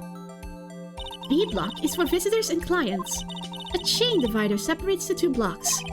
I suppose that's to keep visitors from taking up prosecutors' spaces, yes? The crime took place by a car in the back of A block, in the car's trunk. The killer stabbed the victim with this knife and went to drive the body out. Unfortunately for her, there was a witness, and an arrest was made on the spot. And who was this valiant witness? Why, it was me, Your Honor. Okay, we have the plans. Witness, did you see the very moment of the crime? Of course, Your Honor. Immediately after that, I apprehended the chief prosecutor. Hi, Mike Melizer! I'm doing good, how are you? We are doing a trial that I'm feel not prepared for, but we're gonna make it. I'm not gonna end up in jail again. It does seem rather cut and dry, doesn't it? Well, Mr. Wright. I can't agree on principle, Your Honor. It seems that some poor losers are unwilling to accept the truth, Your Honor. Shall I proceed to crush what little hope they have remaining? If you can, then give them your worst, Miss Star. Wait, are they talking about me? Wow, the bribery really just... Oh, I just noticed she has onigiri on her hat. That's cute. Somehow I always knew a day like this would come. I was on my way to deliver a lunchbox to my boyfriend when I sensed something. Perhaps it was my finely honed detective intuition at work. Through the wire fence, I saw the chief prosecutor standing next to a garish car. The chief prosecutor was holding a knife in her right hand. Then, she thrust the pointy tip into the knife. The pointy tip of the knife into Detective Goodman's chest. Bringing a lunchbox to your boyfriend. How touching. As you can see, there's no room for doubt. The key point of your testimony seems to be nothing other than the point of the knife, which you saw being stabbed into Detective Goodman. So, how does this feel to be so utterly crushed? I'm still thinking about that. It It's merely a flesh wound, Mr. Wright. Very well, Mr. Wright. You may cross-examine the witness.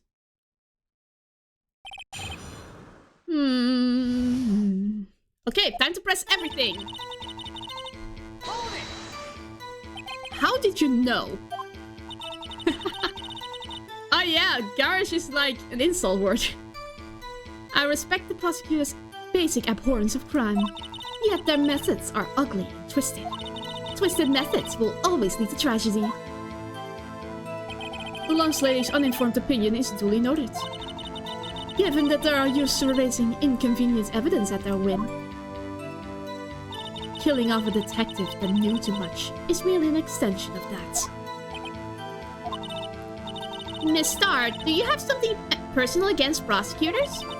I felt that if I found my dream job when I became an investigator, and if I hadn't been laid off by those prosecutors over there, I'd still be one. Laid off. She was fired. Ah, so that's what the real grudge is. To me, prosecutors are nothing more than worms. That said, I am a pro, as you know. My testimony is unbiased and flawless. Very well, you may continue, Miss Starr. I was on my way. This boyfriend, he's the detective. Not that boyfriend, the security guard. That boyfriend? You have several?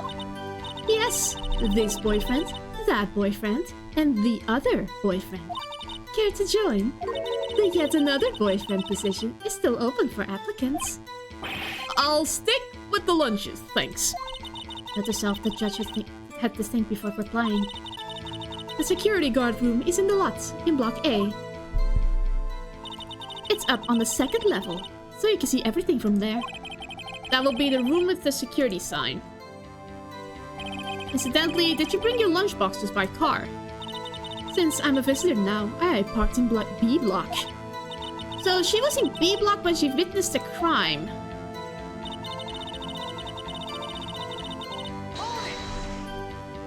You sensed something. So you're saying you had a premonition of the murder? It felt like... how would you say? Oh yes, it was like the feeling you get when you view a pumpkin chock full of seeds. I have no idea what that means.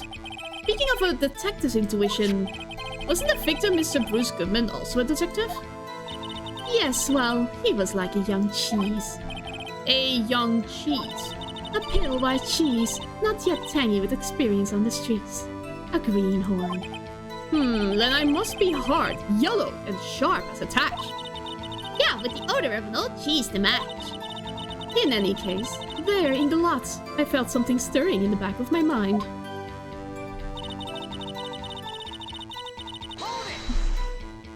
By Gar's car, you mean... Mr. Edgeworth's car, yes? Mr. Edgeworth? Incidentally, the knife with which the victim was stabbed was also Mr. Edgeworth. Wasn't it? Indeed it was. What an odd case this is. And the person you saw, you are sure it was the defendant? I saw her from no further than 30 feet away. I am certain it was her. If she's telling the truth, we're doomed. Let's just do what we can. Even if we don't have any proof, we can always nitpick. Witness, in your testimony, you clearly stated the following. Prosecutors are nothing more than worms. Ergo, you are a biased witness. You might want to keep those silly opinions to yourself in the future, rookie. Huh? Rookie? Unless you're willing to risk the consequences of doubting me. I'll fry you like a fritter. Crispy on the outside, chewy on the inside. That was inspiring. I believe I've heard that tagline elsewhere. You could cry plagiarism? I may be relegated to the lowly post of lunch lady, but my instincts are honed. Oh no! A photograph! You took this! The moment I witnessed a crime, my reflexes took over and snap, I took a picture. In fact, one of my lunchboxes is rigged with a camera. Okay, was that necessary? I suppose that's more exciting than just hanging it around your neck. Witness, why am I only seeing this photograph just now? You think I'd show it to you, the prosecutor? Think again. My boyfriend works in the photography division of criminal affairs. Well, this is most certainly the defendant. Uh-oh, that is unmistakably Lana Sky. So, what was the defendant doing at that time?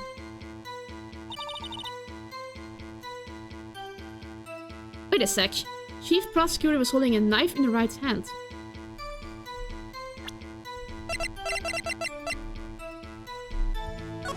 No, not that one. This one. Let me check. There's not a single knife in her hand. Let's do this. No. Back. Present this E. And you witnessed this. You saw Miss Sky stab the victim with the knife. As was already said, yes. I swear it's on my finest salmon swirl lunch. Ooh, that does look... I can't see it from here. I'm sure that is a fine lunch. But isn't that odd? Look at this photograph. This is the photograph you took of the very moment of the crime, is it not? Then why is Miss Sky not holding a knife? Mr. Edgeworth, your thoughts? Objection. That had to be the weakest objection ever, Edgeworth. Yet, it was still stronger than your ever-feeble mind, Mr. Wright. What do you mean, Mr. Edgeworth? This photograph was not taken the moment before the stabbing. Yeah, I'm getting hungry too. It is snack time, maybe. Maybe I can eat something.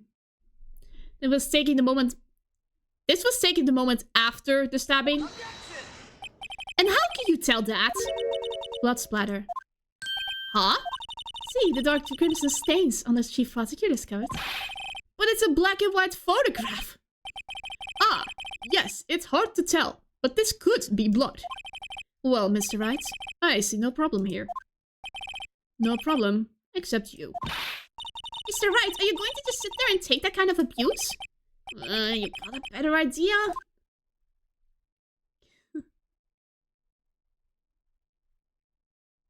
Whoa, whoa, whoa. Killing is a bit too much, guys. Just... You gotta be polite, at least. Stay polite, or else... Well, I will raise an objection to this, because I have no idea what else I can do. Wait, that contradicts with what the witness said in her testimony. Namely, that she took the picture the moment she witnessed the crime. Well, it seems I was slightly unclear. My apologies. Somehow I doubt that.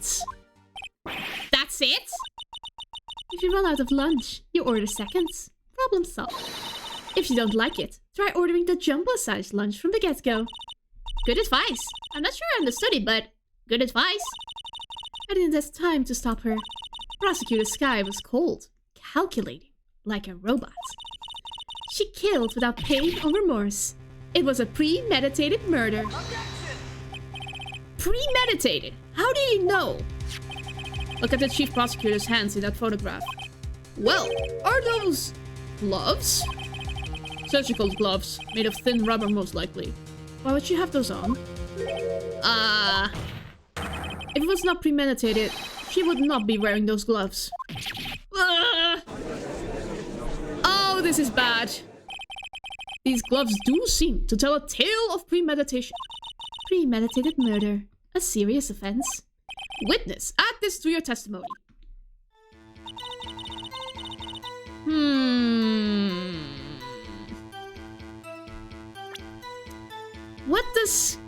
What can I counter so it isn't premeditated? She dropped her cell phone. Wait a sec. Was this found in the crime scene?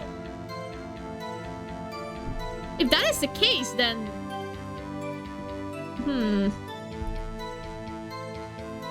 I'll save first. How do I do that again? Yes.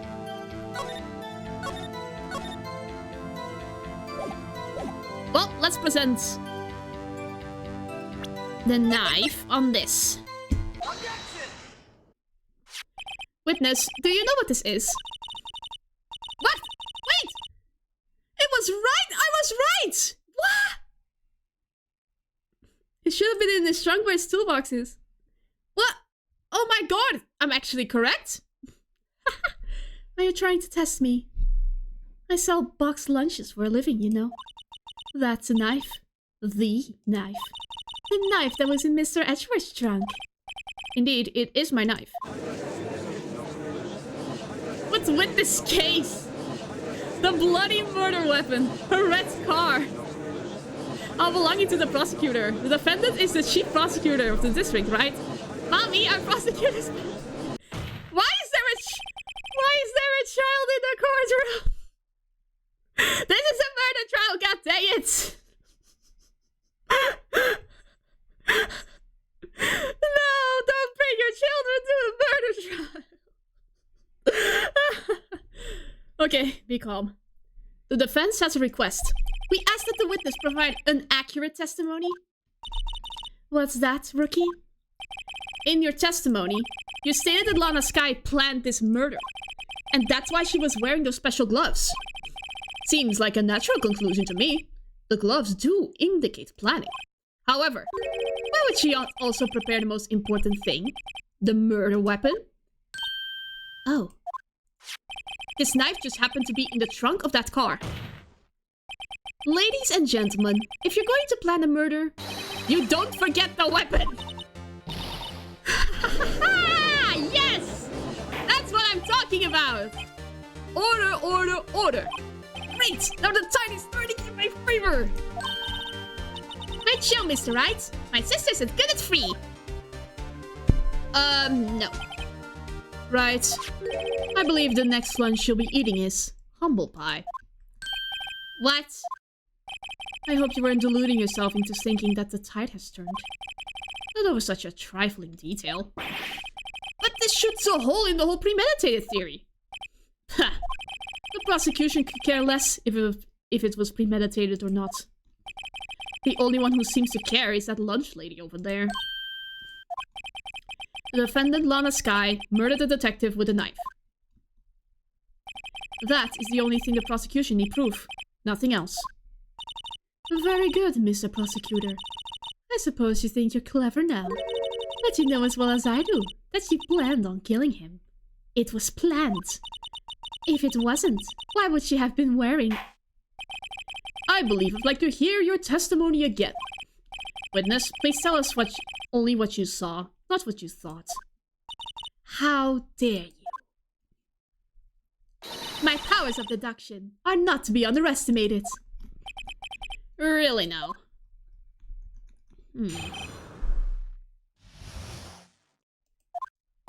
Lana Skye intended to murder Detective Goodman. That's why she called the victim all the way to the prosecutor's office. I'm sure the chief prosecutor had a grudge against the victim. Nothing else could drive that human machine to plunge the knife in. Again and again. Wait a sec. I think I know what... Wait a sec. Let me see. Yep. I saw it immediately. Yes! Oh my gosh, I am turning into a good lawyer. The victim was summoned from the police department to the prosecutor's office. It does sound a lot like premeditation, doesn't it? So, if I order pizza, does that mean I'm planning to kill the delivery boy? In any case, the defense may now cross-examine the witness. I think I'll just like... I know.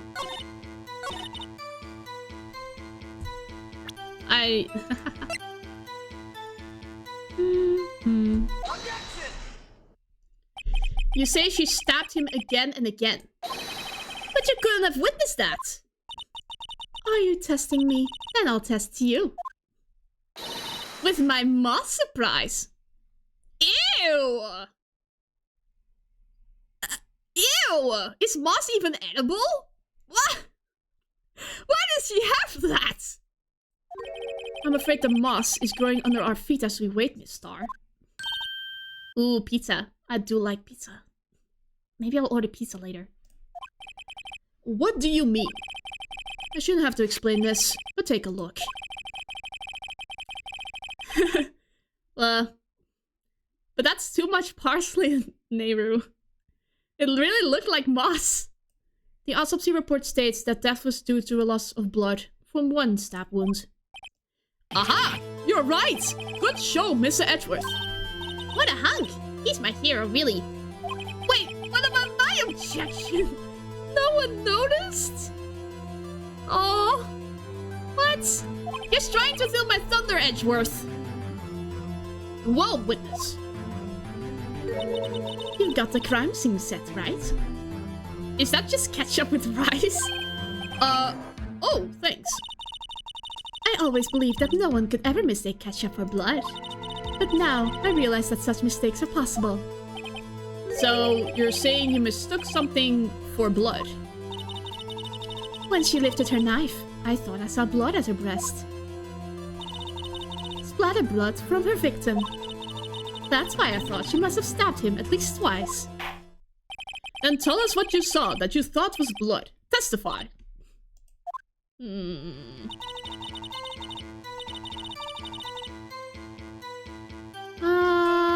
Let me see something real quick.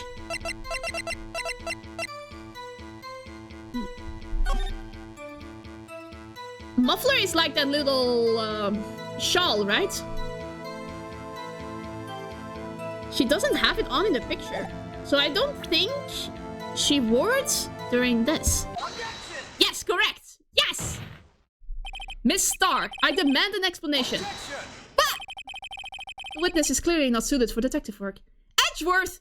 Stop stealing my thunder! I mean... Stop! I am the good lawyer here, not you. What? The suspect was not wearing a scarf or muffler of any kind when she stabbed the victim. And you've proved it yourself with this photograph. Huh? But that can't be! Only a professional lunch lady could be so utterly clueless. Congratulations, perhaps you finally found your true calling in life. Whoa, Edgeworth, rude. Harsh words, but good. In the end, Mr. Edgeworth prevails. What was my injections? Chopped liver? Oh. Just let... Oh, whatever. Oh, it was there. A scarf. No, not that, but something red. Really? Well, now, where were we? The witness is giving us an entertaining interlude, but back to business. What? Very well, witness. Continue your testimony. You saw the crime and apprehended the suspect. Tell us about that. Very well. I do remember some things accurately, at least. Ultimately, we couldn't shake the most important part of her testimony. The most important part? The part where your sister stabs the victim. This next testimony might just be the moment of truth. Okay. Apprehending the suspect. After the murder, the suspect attempted to run behind a partition off to her side. I quickly caught her, explained her rights to her, and arrested her on the spot. Ah yes, when I arrested her, she mentioned the muffler. That's what had me confused in my earlier testimony. The chief prosecutor made to escape, but against Angel Star, resistance is futile. You are quite determined about this scarf, aren't you? I strike like a snake and bite like a cobra. That's me, Angel Star. That wasn't a very good metaphor. First of all, a cobra is a kind of snake. Don't bother me with details, unless you want to get bitten. No thanks. Note to self, Mr. Wright is weak against poisonous snake bites. Isn't everyone? The chief prosecutor tried to resist, but her efforts were in vain. She knocked my hands aside, kicked over an oil drum. An oil drum? Hard to imagine. Oh, she's beautiful but deadly. A predator, this one. A leopard woman. Rah! Very well, Mr. Wright. Your cross-examination, if you will. Okay.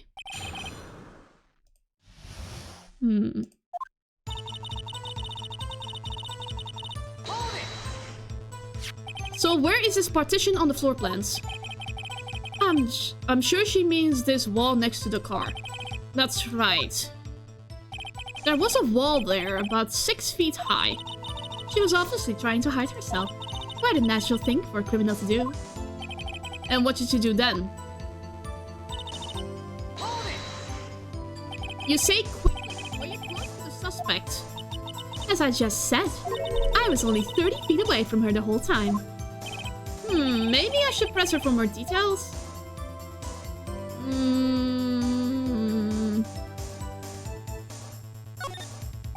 How far away was she when she witnessed the murder? I guess I could just look at the picture to find out.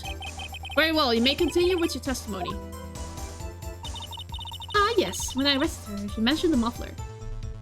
No. Press. She mentioned the muffler. What exactly did she say? If I remembered exactly, I would have told you in my testimony.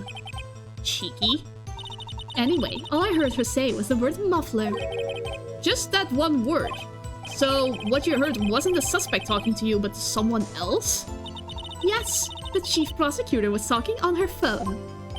Her phone? She can't mean... Yes, as further. By phone, do you mean this cell phone discovered at the crime scene? Yes, ultimately. Ultimately. My memory... It's like a salmon heading upstream, you see. No, this court doesn't see Miss Starr. The chief prosecutor first attempted to use the phone hanging on the wall. On the wall. That's right. Near the car, there was an emergency phone on the wall. Apparently, it was out of order. And so she used her cell phone.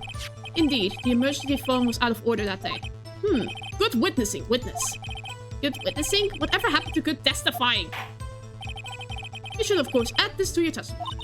That's things I do to please this rookie defense attorney.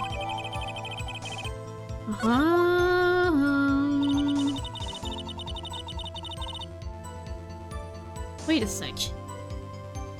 Let me see the map.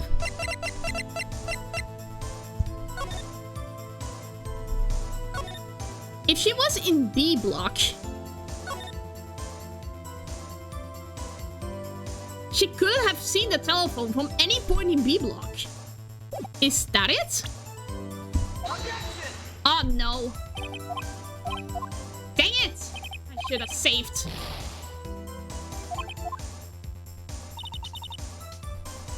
No, press. Do you think you could restate your testimony for the court? Aha! I was going to ask the same thing. I'll only say this one time, so listen close, rookies.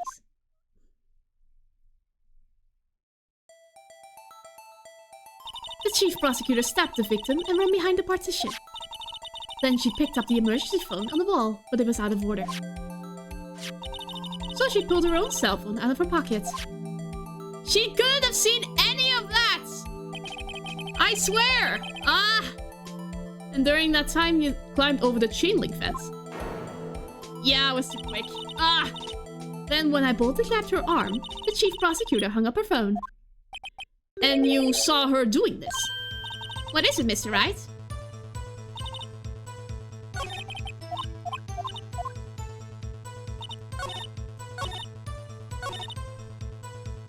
Now I need to present this, right?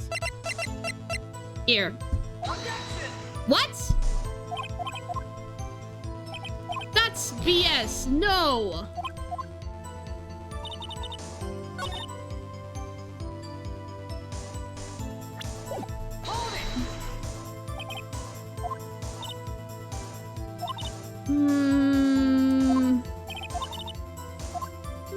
An oil drum.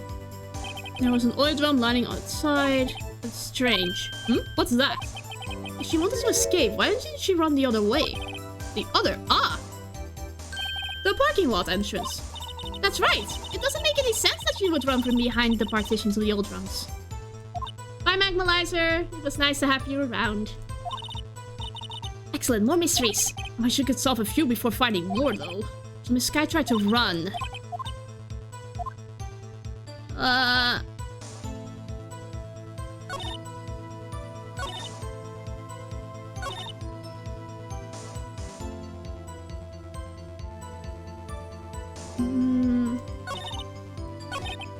Maybe.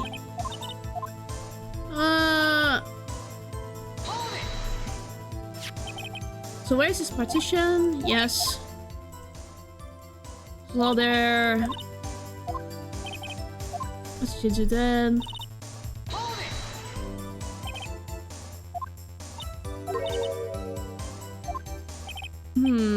Let's press her for more details. Like to see this on the floor plans, just to be safe. Lunchland car was... She was a visitor, thus she was parked in B block.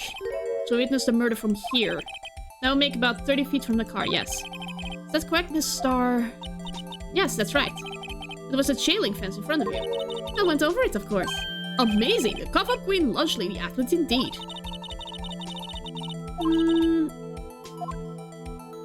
Yeah, this fence was about 9 feet high. So how did Miss Sky not get away?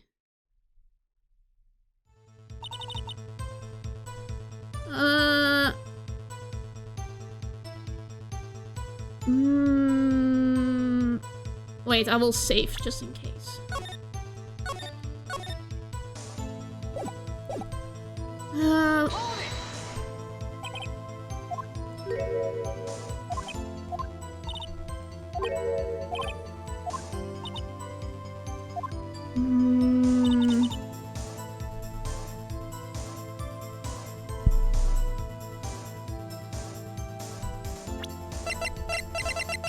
It has to be this.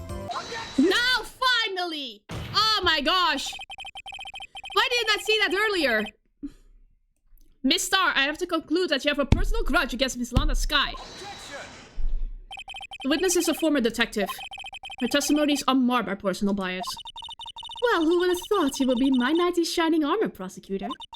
You, who together with the chief prosecutor, kicked me out 2 years ago. Yeah, this game can be mean. It put me in jail after all. Well, Miss Star, this is a fatal contradiction with your testimony. How do you explain this? I don't know what you're talking about. Mess with me, and I'll make you cough it all up. Let's look at the floor plans. You said you witnessed a crime from this point. However, if that's true, you couldn't possibly have seen Miss Sky making that phone call. I believe you see what I'm getting at. That emergency phone was on the backside of this partition. If indeed you were in B block, you couldn't have seen it. Yes! Yes! Order, order. What is the meaning of this? It's simple, Your Honor. She's not coughing up lunch. She's coughing up lies. That's quite a claim, Mr. Wright. Perhaps you will allow me a question? Tell us exactly what lie this witness has told the court. Here's where the counterattack begins. I can't afford to get this wrong. The witness lied about what she saw. She lied about what she saw. In other words, she didn't see Miss Sky using that emergency phone. It does seem hard to imagine how she could have. Very logical. What's the matter, Star? Cat got your lunchbox? Mr. Wright, I hate to bother... Oh, no. Huh? Why would she say that my sister had tried to use the phone but failed? Doesn't make any sense. Why lie about something so insignificant? Oh, dang it!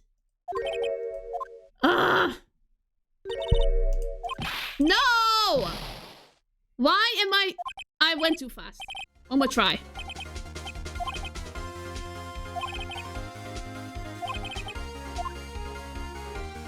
Where she saw it then. Miss Sky tried to use the emergency phone when it was out of order. What is significant about this fact? Nothing. Therefore, it would be pointless for Miss Star to lie about it. Pointless to lie, I see. But say the witness did actually see Miss Sky using the emergency phone. It would mean Miss Star witnessed the crime from a different location. A different location? Now that's a pointless lie if I ever heard one. Before you call my lie pointless, at least let me tell it. Let me ask a question to our clever wordsmith, Mr. Wright. Just where was the witness when she saw the crime? The testimony referred until now points in one direction.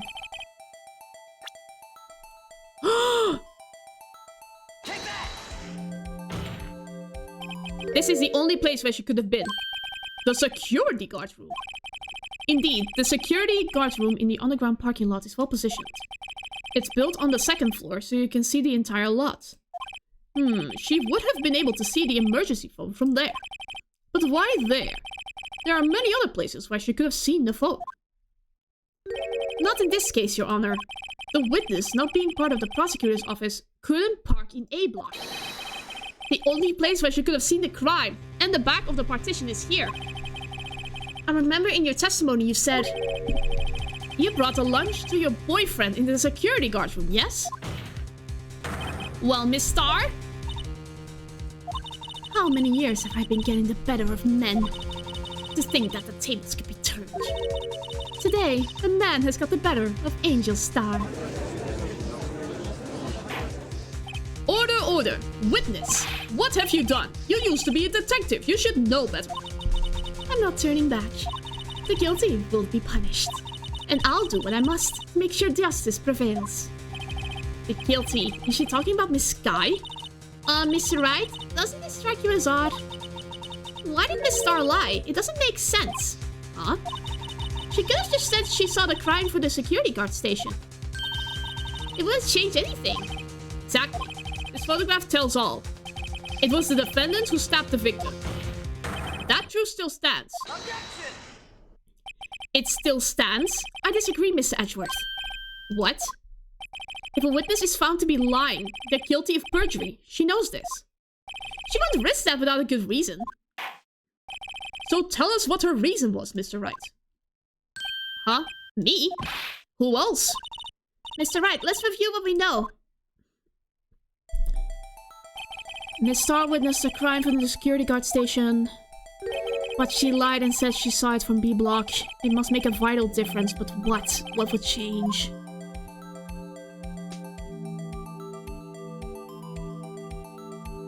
The distance? It changes the distance between her and the scene of the crime. Objection! My condolences, Mr. Wright. But one look at the floor plans and it's quite clear. The distance between the scene and the crime of the guardian is 30 feet. I don't see how that would change what she could see. Objection! What she saw is not in question here. What matters is the time it would take her to reach the scene of the crime. Miss Starr, you witnessed the crime from the security guard station. Now, how long did it take you to go from there to the scene of the crime where you arrested Miss Sky? Well, witness. You. Yes? You ordered the squid meals, right? The quality of my lunches have gone from low to inedible. I was bringing a PB&J lunch with fresh boysenberry jam to my boyfriend. Boysenberry for the boyfriend. He wasn't in the station, so I waited. I witnessed a crime from the glass vault station.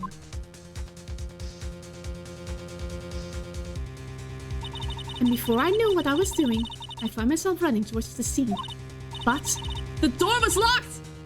I couldn't open it. Oh my god, what a detour! Oh my god, it took us so long. That's why I had to go through the visitors parking in B block. That's quite a detour. It probably took me at least 5 minutes to get to the scene of the crime. 5 minutes? This changes things considerably. But it was that woman over there in the defendant's chair who stabbed him. I know it.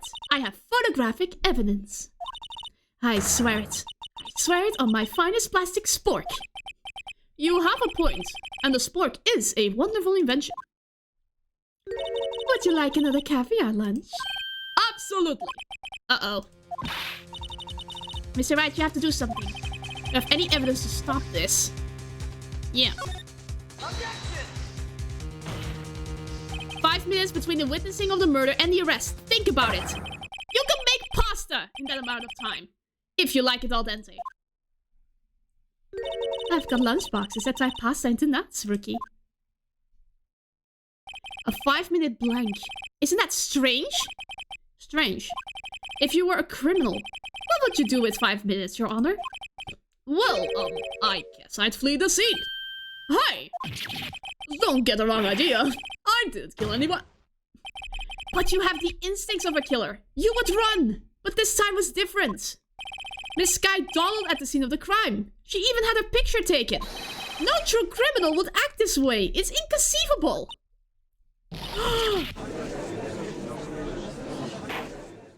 Well then, it seems we've come to the end of this testimony.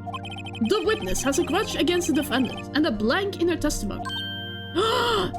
Mr. Edgeworth is the next witness, ready to go. Unfortunately, I appear to have overestimated this witness on account of her professional history. We did it! We squared that can shut, Mr. Wright. That was too close. I'm afraid that the Kaffa Queen has been dethroned. And with that, court is adjourned. Oh no! She's not gonna go quietly. Mr. Edgeworth, you ordered the squid wheels, right? That's the one she tried to foist off on me. I prefer to not take the defense's team leftovers. Anything else to say? I might be able to save you. I have decisive evidence. What was that? Is this another one of her trick lunchboxes? My apologies, but we have no further questions to ask of you, Miss Star. Ah. Is this your jumbo lunchbox? Woohoo! A triple-decker! Out of deference to the witness's determination, I'll allow one more testimony. Let's hear about this decisive evidence. Like the lunch lad motto says, you won't be disappointed. What she's going to pull out of her lunchbox this time? Oh boy, oh boy, oh boy. I should have mentioned those 5 minutes when I wasn't looking at the crime scene. And now, to the matter of the victim's shoe. Dare not bring this up. 2 types of blood were found on this shoe. One was, of course, the victim's, and the other blood type matched that of the defendant, Miss Lana Sky. The shoe proves it. It's flawless, decisive evidence. What? There was blood found on that shoe? Try Lunchland for all your lunch and decisive evidence needs. Witness? What's the meaning of this? Why is this the first time I've heard of this evidence? Simple, as I've already said. I don't trust you with evidence, Mr. Edgeworth. That's why I took the liberty of investigating this myself. And you had blood tests performed? Didn't I mention? I have 3 boyfriends in forensics. In any case, Your Honor, I can't accept this as evidence. What? You must know the 2 rules of evidence law. Rule 1. No evidence shall be shown without the approval of the police department. In other words, the shoe is illegal evidence. At least for the time being. Is that right, Mr. Wright? It seems so. Edgeworth sure is celebrating. Not so fast, Mr. Edgeworth. Don't forget, I used to be a detective, as I mentioned previously. This shoe has already been tested by a member of the forensics department. As you can see, it was approved by the police department as of today. Even the general public can produce official evidence, Mr. Edgeworth. Is that right, Mr. Wright? It seems so. Edgeworth is looking pretty sullen.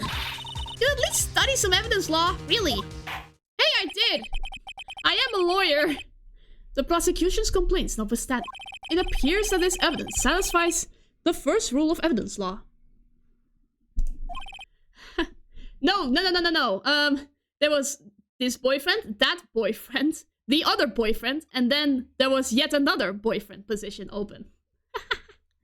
However, it seems you have yet another count against you, witness. Anything to ensure that the guilty are properly judged. Very well, Mr. Wright, you may cross-examine the witness. There has to be something up with that shoe.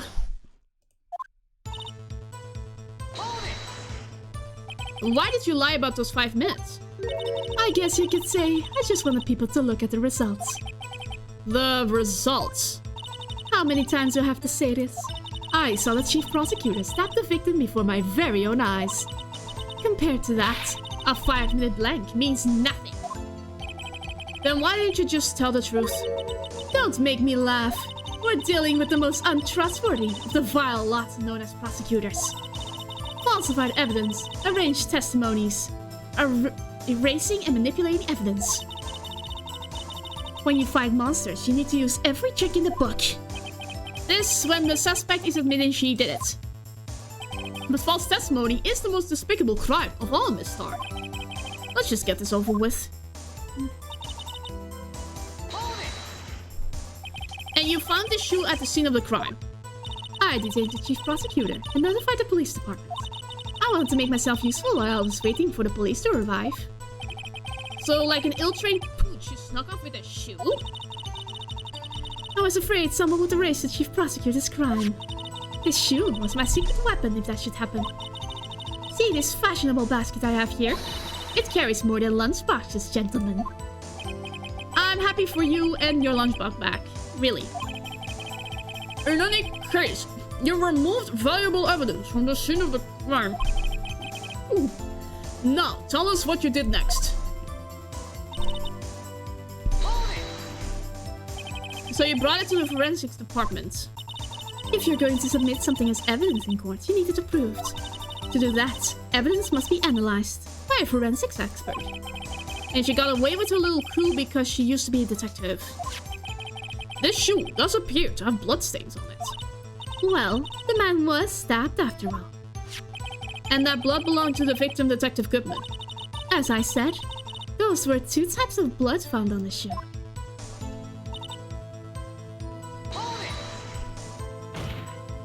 You can't say for sure the blood belonged to the defendant with the blood test. You claim to know something about blood tests, Rookie? Huh? Well, speak up. Well, blood comes in 4 types. A, B, O, and AB. However, you can't tell from a blood test whether a murder was committed in cold blood. I am disappointed by that pun, Mr. Wright. That's just a figure of speech, Mr. Wright.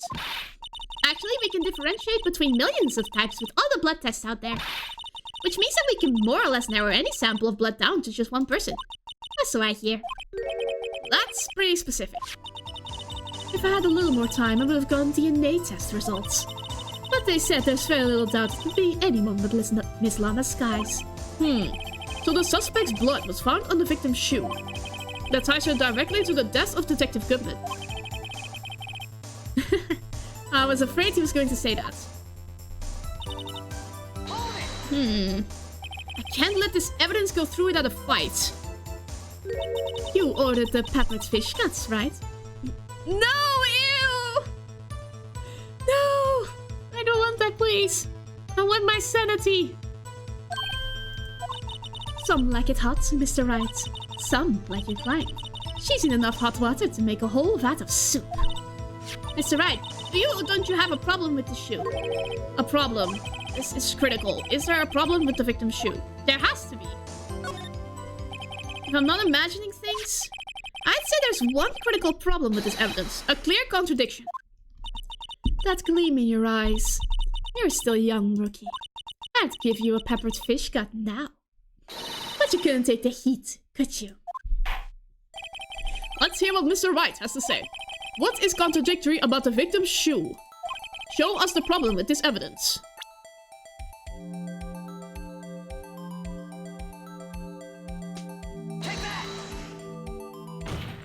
Why didn't I think of... I didn't even have to think. I saw a blood patch underneath the shoe and was like, yep, that's it. What? Wow. I'm even getting so skilled I don't even have to think about stuff anymore. Stop. I need to stop getting cocky. Otherwise I get into jail again. But yeah, blood underneath the shoe is odd. Because, well, how would it have gone there if the victim was standing? The blood would only land on top of the shoe, not at the bottom. I wonder if you'd noticed there's blood on the bottom of the shoe. Don't mess with me, Rookie. Yeah, I went too fast again, and this time at least it worked, but I really need to think before I act.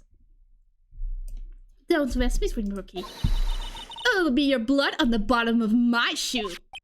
Indeed, there is quite a bit of blood on the bottom of the shoe. It makes sense. The victim was stabbed with a knife. What could possibly be contradictory about the blood on the bottom of the shoe? Well,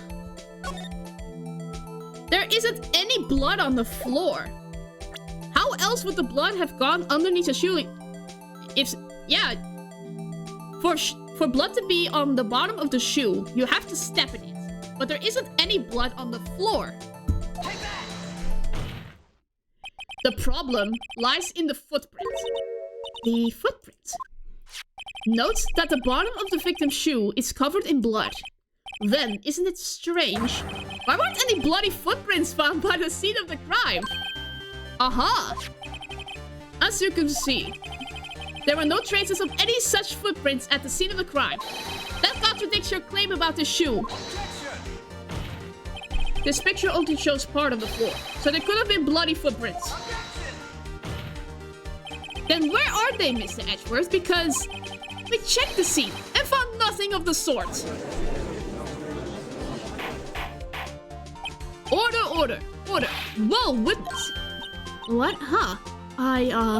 Great going, Mr. Wright. But it's true that the lack of a footprint is a contradiction. But then we have to ask why there wasn't a footprint. Oh, that's true. There has to be a reason why there wasn't a footprint. Think, Mr. Wright, think. Hey, I don't know why it's not there. I'm just good at finding contradictions. What? Of course, Edgeworth will tell us. I see. Now I get it. Get what? A witness is more devious than I gave her credit for.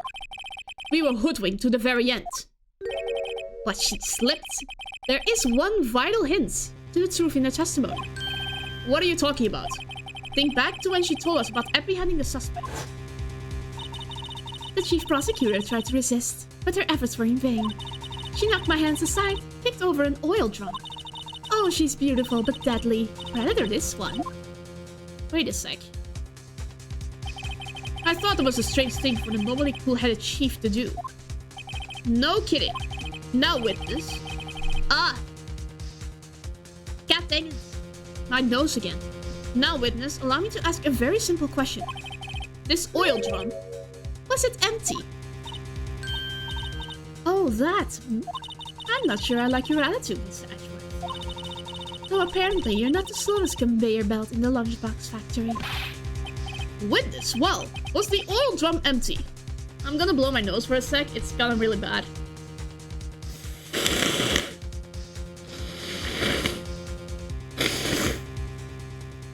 Shibas. I really get sick when I speak English, huh? Shibas. The oil drum kicked over by the chief prosecutor was brimming with water. Water?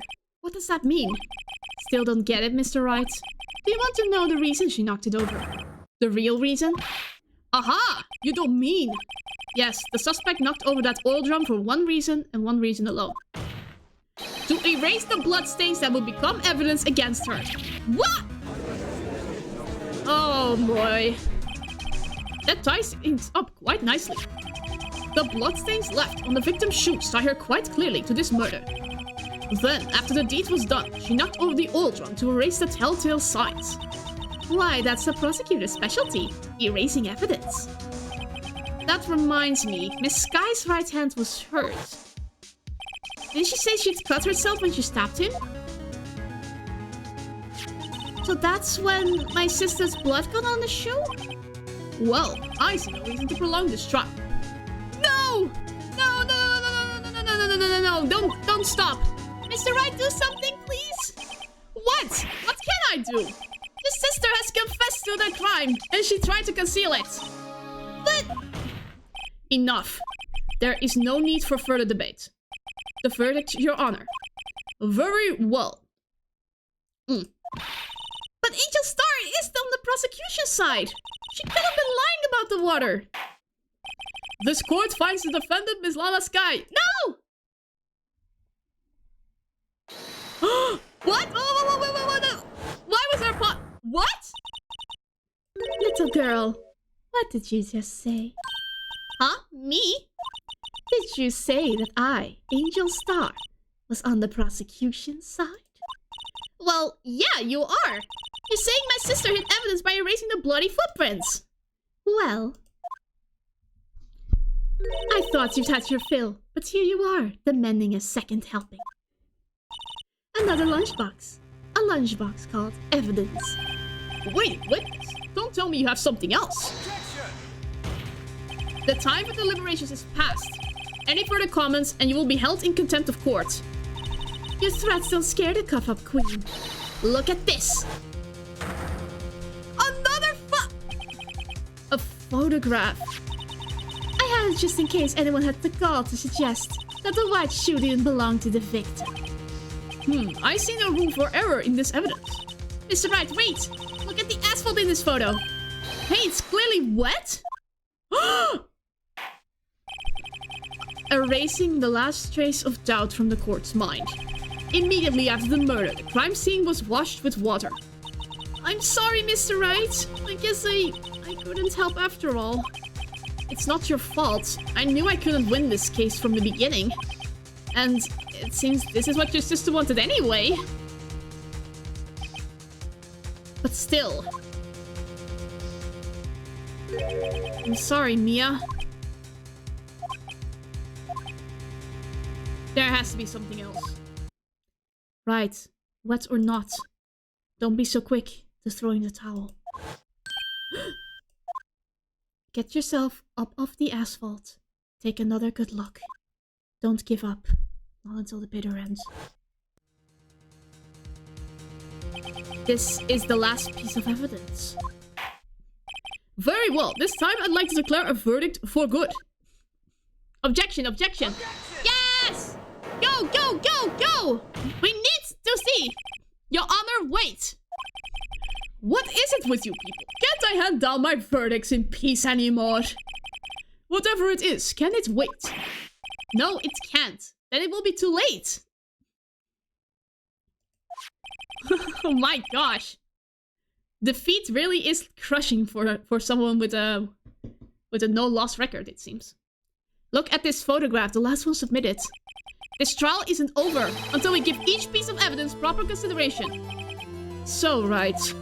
Are you saying there's a problem with this latest piece of evidence? Yeah, I'll think later. Yeah, there's a problem. Right or wrong, I've got to go ahead with this.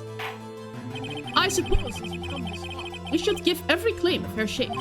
Very well, Mr. Wright. Show the court the problem in this photograph. Okay, there's knife in chest, that's not contradictory. Shoe is at the right side, so there's no way it could have washed off. Why was the shoe off in any way? Wait a sec. What is that? Take that! The problem in this photograph is here. What's this? There's something poking out of the car's muffler? Wait just a moment, Mr. Edgeworth. Your Honor? You just said muffler. No way! She wasn't talking about her scarf. She was talking about the thing in the However, I see no trace of a muffler or scarf or any kind in this photograph. A muffler is also a part on a car or motorcycle, Your Honor. Just think of it as part of the exhaust system, a pipe. I see, and I see.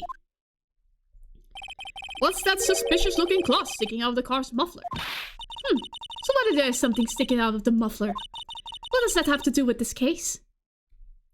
Nothing. Absolutely nothing. Sorry, Miss Starr, but it's not going to be that easy. In fact, you've already told us why this is important to the case. You said as much in your testimony. What? Let's hear what Mr. Wright has on his mind. Tell us why you think this piece of cloth in the muffler is related to this case.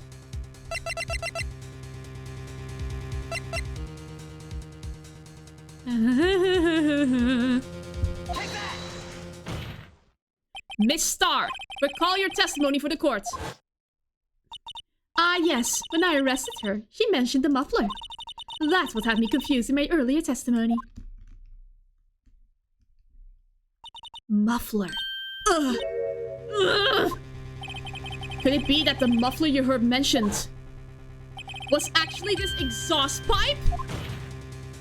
If so, that means this piece of cloth is vital evidence. It's over. Oh my god. It's over. Please let it be over. Please, please, please, please, please. Well, it seems we'll have to suspend the proceed. Yes! It's over. Thank God. I was getting so tired. Suspend? I find myself wondering about that piece of cloth. If you leave any question unanswered, here we do a disservice to the law. Have the car at the crime scene inspected at once and bring me that cloth. The verdict will wait until after we've seen all the evidence. Agreed? I suppose so. That was close. But we made it, at least for now. This court will adjourn for a 30-minute recess. Oh no, it's not over. Why is this so long? It feels longer than the previous ones. It's lunchtime after all. He's still hungry? Okay, I will take a sip of water.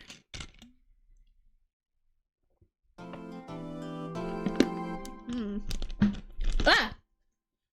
Oh, sorry, I thought something was behind me. There's a ghost in my house. This case is huge indeed, yes. But I want to... Ah, okay. That's why it was called Former and Ladder.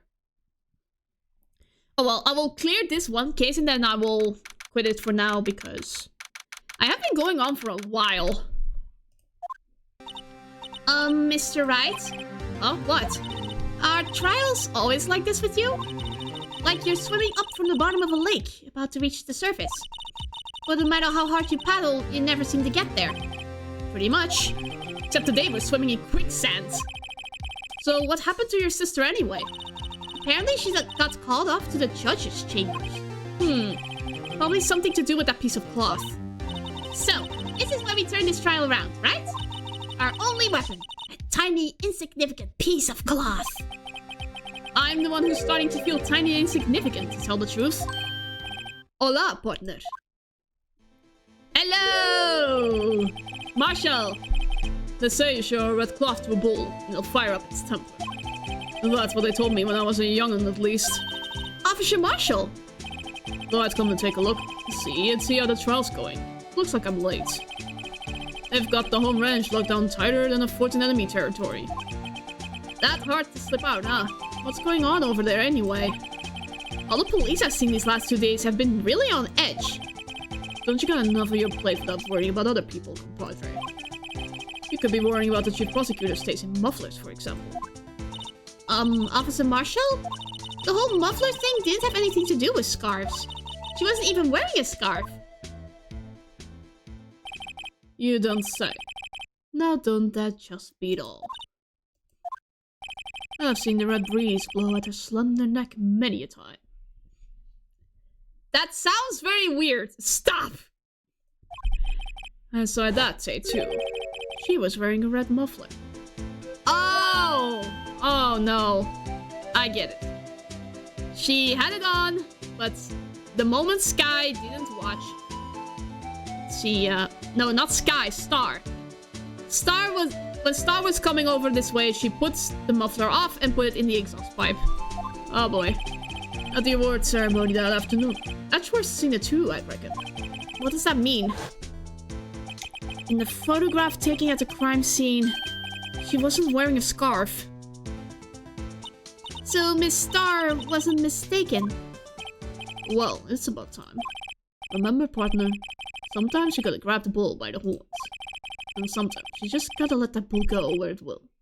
Time will tell. Ugh, I have a bad feeling about this. Like always. So what are we swimming in now, Mr. Wright? If it's steak sauce, I can hook you up with some fun ribs. Ooh-wee. Oh man, I'd love some ribs. That sounds much better than this predicament. Oh man, I love ribs. Anyway, we need to focus.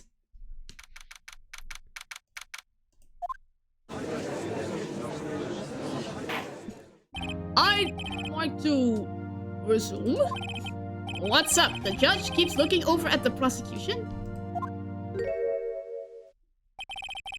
Is something wrong, Mr. Edgeworth? He looks very frazzled. Your face is blue. Your lips are purple. You're sweating bullets. That furrowed brow. Those grinding teeth. Those watery eyes. What's more, your eyes are unfocused. You're doubled over. Your back is bent. It can't be. This can't happen. I wonder what happened to Mr. Edgeworth. Well then, I believe it is time we continued on with this trial. During our recess, I had requested that the prosecution conduct an investigation. This is unacceptable! It seems our prosecutor is quite beside himself. Excuse me, knock knock. Huh? Who's there? Who the hell are you? You came out of nowhere! What's with this guy? A strange stuffy aura seems to be filling the courtroom. Who is this man? Hey, the temperature rose 5.7 degrees when that man came in. Who on earth is he? Hello? Ah, it's you. Hello? Hello? Can you hear me? Are you deaf? Hello? Oh, sorry I'm late, Aji. The roads were packed. It's just me. Long time no see, eh, Aji? How ya been? Not much these days. Hello? No, I've been busy. Busy smizzy. Aji, my boy, you have to make time to relax. Yes, indeed. I think it's a different theme. I think it's like a recycled theme song. Because I heard it somewhere before. Aji seems to be his nickname for the judge. I'm afraid you're right. Very afraid. I'm sorry, but who are you? Aha, so you're Raito, the attorney. I've heard good things about you, son. Thanks. Sorry about that little Worthy giving you all the trouble, eh? You know, we should all go swimming together sometime. Jolly. Little Worthy? Mr. Wright, you don't know the district chief of police. Uh-oh. Oh, maybe that is why Edgeworth is so frazzled. Because he is getting involved. Uh-oh. Chief of police? He's the top-ranking police officer in the entire district. Why does he have so many blank pauses? Name's Gant. Damon Gant. Pleased to meet you, everyone. So, what to do? To what do we owe this honor today? It's been over 2 years since you last came to this courtroom, hasn't it? Well, is Worthy here? Look at that poor fellow. I just thought I'd help out by bringing this. Hey, that's my sister's muffler. So Miss Star wasn't just seeing things. When the crime occurred, Miss Sky really was wearing that muffler. But to think that it was stuffed into that exhaust pipe. Oh, little Worthy's car, no less. Stop with the pauses! It's really quite embarrassing, even for us. What's this? It's what you call a switchblade knife. Quite perplexing, this. Chief, what kind of outfit are you running? Mr. Edgeworth? How could they miss such a vital piece of evidence? If your investigators are this lax, how do you expect us to do our job? No, wait a minute, Worthy. I have no desire to hear your excuses. I'm telling you to wait. Or didn't you hear me? Have a look at this document, where it says person in charge of investigation. There's no mistaking that signature is there. Miles Edgeworth. That's not fair. On the day of the crime, I had your head in the clouds because you got that award. I know how you feel. But you're the person in charge. I'll expect a written apology. What? Are you serious? Don't be too upset. We'll find a way to clean up this mess that you made. What?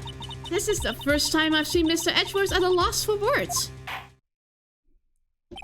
This kind of major blunder is unlike you, Mr. Edgeworth. The court accepts this new evidence. But I'd like to ask the defense a favor first. Yes? Just to be sure, I'd like to take a look at the blade of this knife. The blade, Your Honor. Well, I don't see why not. Could you open it up for me, I wonder? Yes, well, I think all you have to do is push that switch and... If I cut my finger, Mr. Wright, I won't be able to pound my gavel anymore. Okay, fair point, Judge.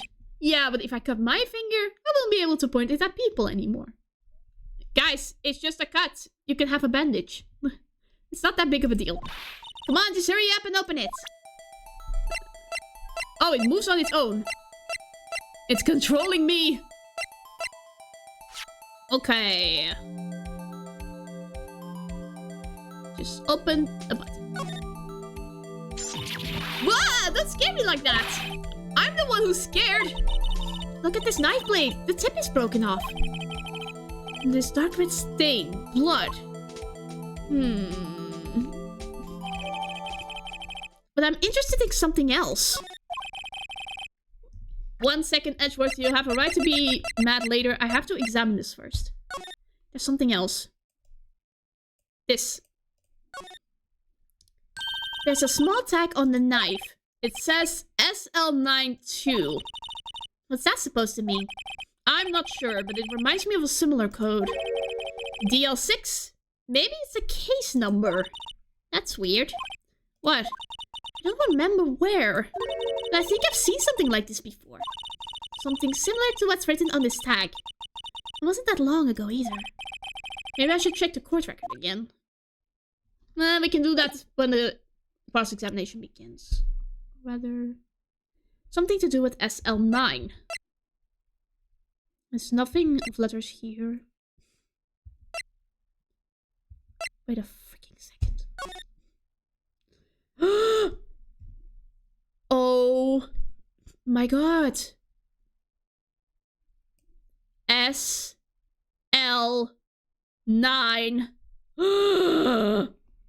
Oh my god, if this is what I have to press, oh my gosh. Okay, anyway. This does not excuse the actions of the police department. I would like to hear an explanation from the chief of police himself. I'm terribly sorry, but could I ask you to testify for us? About the split between the prosecutors and the police. And this knife. Sure thing. Not a problem. Not even a little one, really. He seems too excited about this. I don't know what to think about this. This knife is special, but I can't say how here. Unless there's evidence to prove a connection between this knife and Goodman. That was a bad day for the department. We weren't in any shape to do an investigation. A detective was killed at the police department, see? What a mess. The time of the crime, 5:15. Scary coincidence, eh? It's not officially linked to this here case, so I can't talk much about it. Welp. Well, I know immediately what to press. There was a murder at the police department. A detective? That's a hush-hush information, IG. We haven't exactly announced it yet. Wait a second. You said 5:15. That's the exact time that Detective Goodman was killed at the prosecutor's office. It has to be the next. It has to. Order. Anyway, we at the department were all flustered, as you might as well assume. We're in the middle of a top-secret investigation. Don't tell anyone, okay? I think we understand the police department situation. Well, Mr. Wright, 2 detectives killed at the same time in 2 different places. The chances of that are really slim, scientifically speaking, of course. I'd like to exercise my right to cross-examine the witness. Very well. However, keep your questions focused on the case at hand.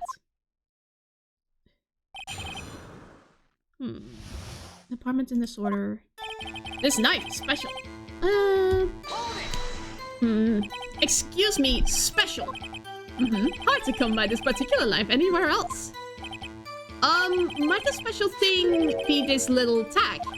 Oh, sorry, Raito. I can't say that now. Not that.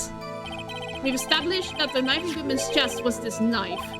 Now, why was there another knife at the scene of the crime? That's quite a mystery. And like a mystery, it's wrapped in something. A muffler. Unless there's evidence to prove a connection between this knife and Goodman. This knife was found on the scene of the crime. I think that makes it connected to the case, don't you? See, there's a lot of things that go on in the department I can't explain. It's delicate, okay? Sorry, Raito. Maybe there's something about the knife that will give us a clue. Let's examine that knife when we can, Raito. Evidence... Yeah, I know. So, I know exactly what I need to press. The knife...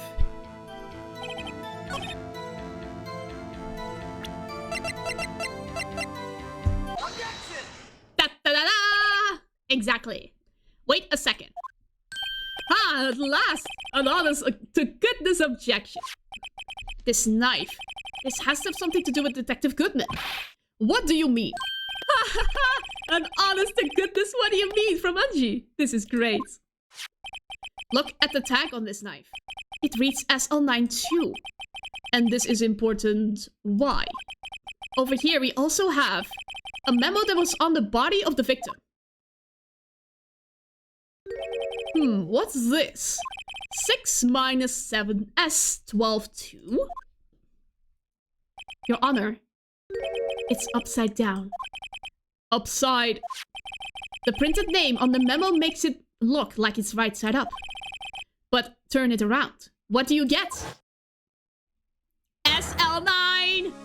Yes! Aha! Whoever wrote this note was holding the paper upside down. SL9. That's the same thing that is written on the knife's tag. Order. Well, Chief. Ah, well. I guess the cat's out of the bag. You win, Raito. I win.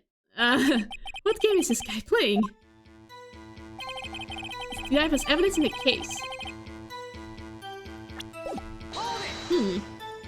So this knife was stolen. Yes, but on the day of the murder. It was evidence, you say. Was it in fact a murder weapon? Nice. Good show, little worthy. It was a murder weapon as it happens. It was evidence from a case long since solved. So this knife was stolen on the day of the murder. And it was found in the exhaust pipe of Edward's car. Quite a thing there isn't a connection there. Something happened at the police department too, huh? You got a good look in your eyes there, Raito, my boy. Sharp, hungry. So something did happen. And why wasn't I informed? Why weren't you informed? Well, why didn't you ask? No matter, I understand. You were busy, what with Lana's case and all. Well, what happened? What happened at the police department that day?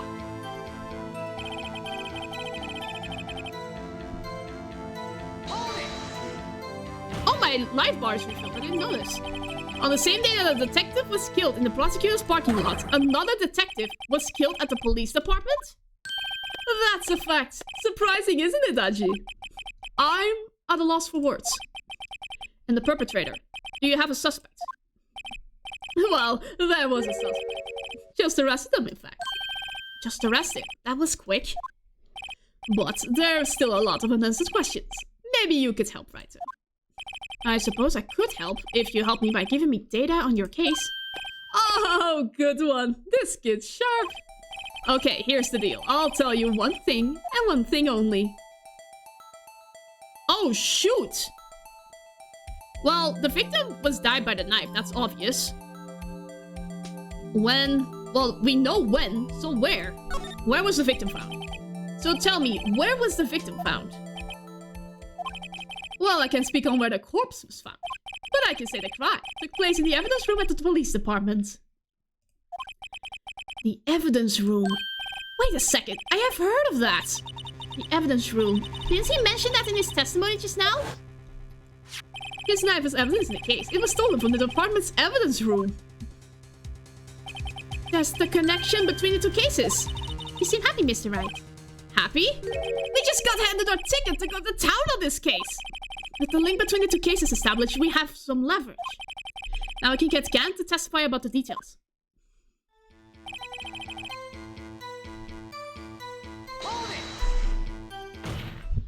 Oh, it was just pressing. Chief, the defense's position is simply this. The connection between these two cases has already been proven. Huh, you don't say. Well, out with it, Wrighto. What's your connection? Yes, out with it, Mr. Wright. The connection is a place mentioned in the testimony we just heard. The knife found in the lot was stolen from the police department's evidence room. Not to mention, the victim had on him the case number on the knife's evidence tag. And we also know that the detective murdered at the police department was killed in that very same evidence room. Indeed. There do seem to be too many connections for it to be a coincidence.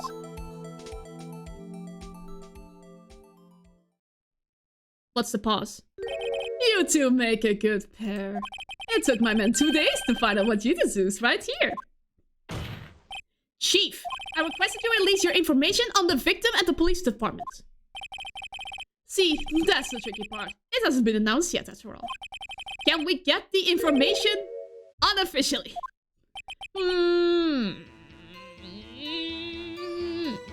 Sure, why not? It's unofficial, after all. What, really? What is with this man? Well, I'm starting to think he did it. He's really like... I'm starting to think he's just trying to hide evidence. Who would have guessed? Okay. If you're going to tell us a little, why not tell us everything? Ah, well, case information is sticky stuff. You have to do everything properly. Oh, well, I guess I might as well try what I can get out of him. No, that's too much. That's private information. Maybe this. It's just a number after all. Okay, how about you tell me the victim's ID number? Sure, why not? It's not like you'll be able to tell who it is from that. Exactly. Of course not. You won't tell me their name after all. We keep a tight lid on ID numbers, so don't go getting your hopes up. The number is... Dramatic pause. 5842189.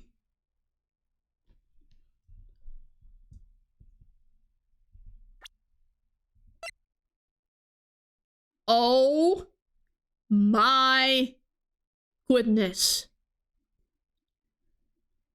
What does this mean? What? Oh my god. Well, that's quite long. Yeah, exactly. He got murdered twice. What? And we have to remember these. It drives me nuts. 82. I can do it. He didn't even get the first number right. Well, Mr. Wright, does this tell you anything? The ID number of the victim at the police department. This tells me something. Actually, it does, Your Honor. It does. I think. Meaning. It has to be what I think it is. But what does this mean? Well, let's hear what the defense has to say. You say the ID number of the detective who was murdered at the police department. Tells you something. It shows he was murdered twice. Witness! What is it, Mr. Wright? You're grinning like a schoolgirl on prom night. Well, it feels like that. No, it's just... I got confused. And this is news? Huh? Just come out with both guns blazing. Like you always do.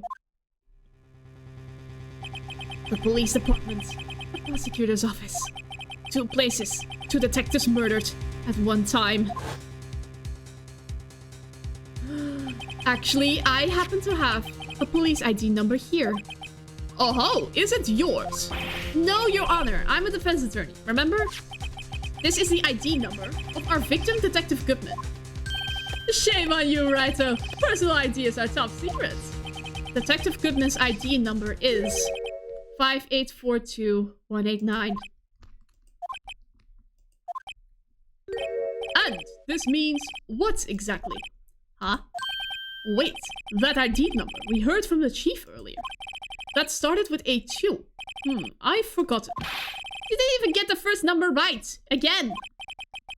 The number the chief of police gave us was 5842189. Wait a second, right. What does this mean? That's what I want to know. The 2 ID numbers are identical. In other words, the detective killed in the police department's evidence room was Bruce Goodman. What does our witness think about that? Oh, sharp as a tack, Raito. Sharp as a tack. Oh, Shibas. Yeah. Oh my god. Oh my god, it really was fun, Karma. He even did it while he was in jail. The foul man he was. Oh my gosh, what a demon. Hello, it was I, Von Karma. It is an honor for us to grace you. It is an honor for us to... It was blah blah blah blah blah. It's an honor for us, for you to grace us with your presence. That was what I wanted to say. Yeah. But wait, Detective Goodman is our victim. He was killed at 5:15 in the underground parking lot. Yet, a Detective Bruce Goodman was also killed at the police department.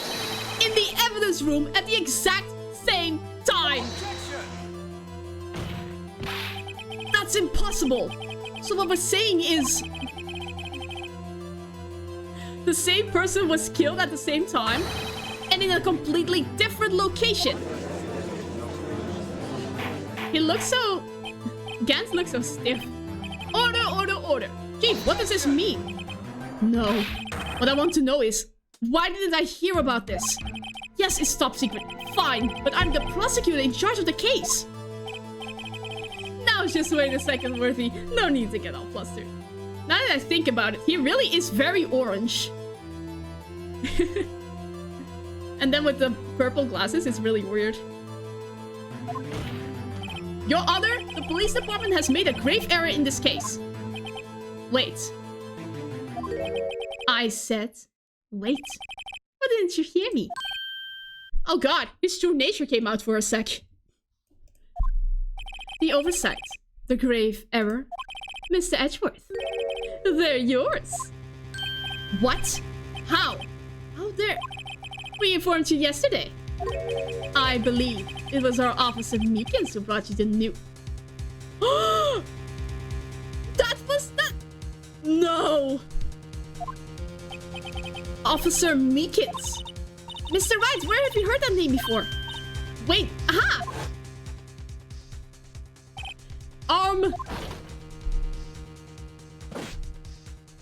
Excuse me, but it is Mr. Edgeworth, anywhere on the premises.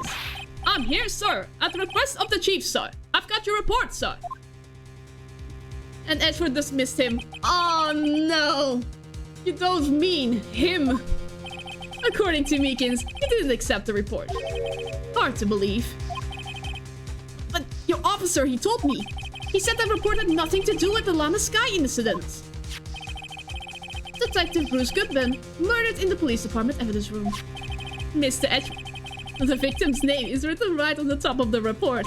Why didn't your officer tell me? Honestly, I'm not sure if that officer was capable of making the connection. He did seem challenged. Wow, rude, Emma. In any case, this is a serious error. A gross negligence on duty on your part, Worthy. But sir, you could have submitted that report this morning to the court as evidence. Then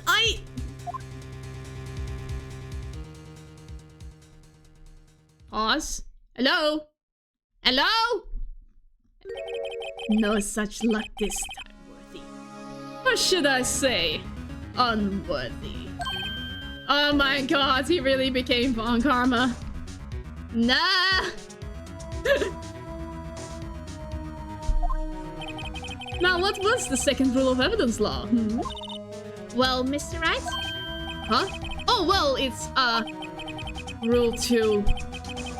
Evidence presented must be relevant to the case on trial. And how is this rule relevant? Normally, you submit a list of evidence to be used in court before the trial. This report wasn't on that list. So, what does this mean? I couldn't submit this evidence until a connection was proven in court. The connection was just proven by Raito over here. Why do I feel like I'm part of being an accomplice? Good job, Raito, my boy. I am not proud of this. I was just doing my job. No. No! This is not good at all. It seems we have come to the end of this trial. I know you're going through a tough time, Worthy, with all those rumors. You were even in the defendant's chair just this past December. I apologize for this terrible lack of due diligence on my part. Mr. Edgeworth, please, just give me one day. I'll get to the bottom of what happened, if it's the last thing I do. You better get results this time, really. You have my profound apologies, sir. Poor Mr. Edgeworth. I don't think there's ever been an error this serious in the history of this court. I will grant one further day as the prosecution has requested. Will that be sufficient, Mr. Edgeworth? Yes, Your Honor. Thank you. Whatever your punishment for this is, for your sake, I hope it's not decisive. Very well. Court is adjourned. I don't feel happy about this. I feel very conflicted. Oh boy. I will save my progress because I think it is time to stop right here. Oh my! No, it's fine. I saved. I can even save twice. No. I just closed the tab. It's nothing serious. It's nothing. It's fine. Yeah, thank you for coming, Hunter. Hope you enjoy the other game that you're playing at the moment. I don't even know what it is. I need to look into that. It's a roller coaster of a case. Part of why I love it. Yeah, but some of the things were really like... If I wasn't trained on becoming a lawyer, like with the previous cases, I would have no idea sometimes what I was supposed to do. Yeah, have a good day, everyone. I'll see you next time for the next stream, where we hopefully finish, but I think with how long this case is, I think I will not. I think I will have to stretch it out to 3, but we'll see. So yeah, see you everyone. Bye bye!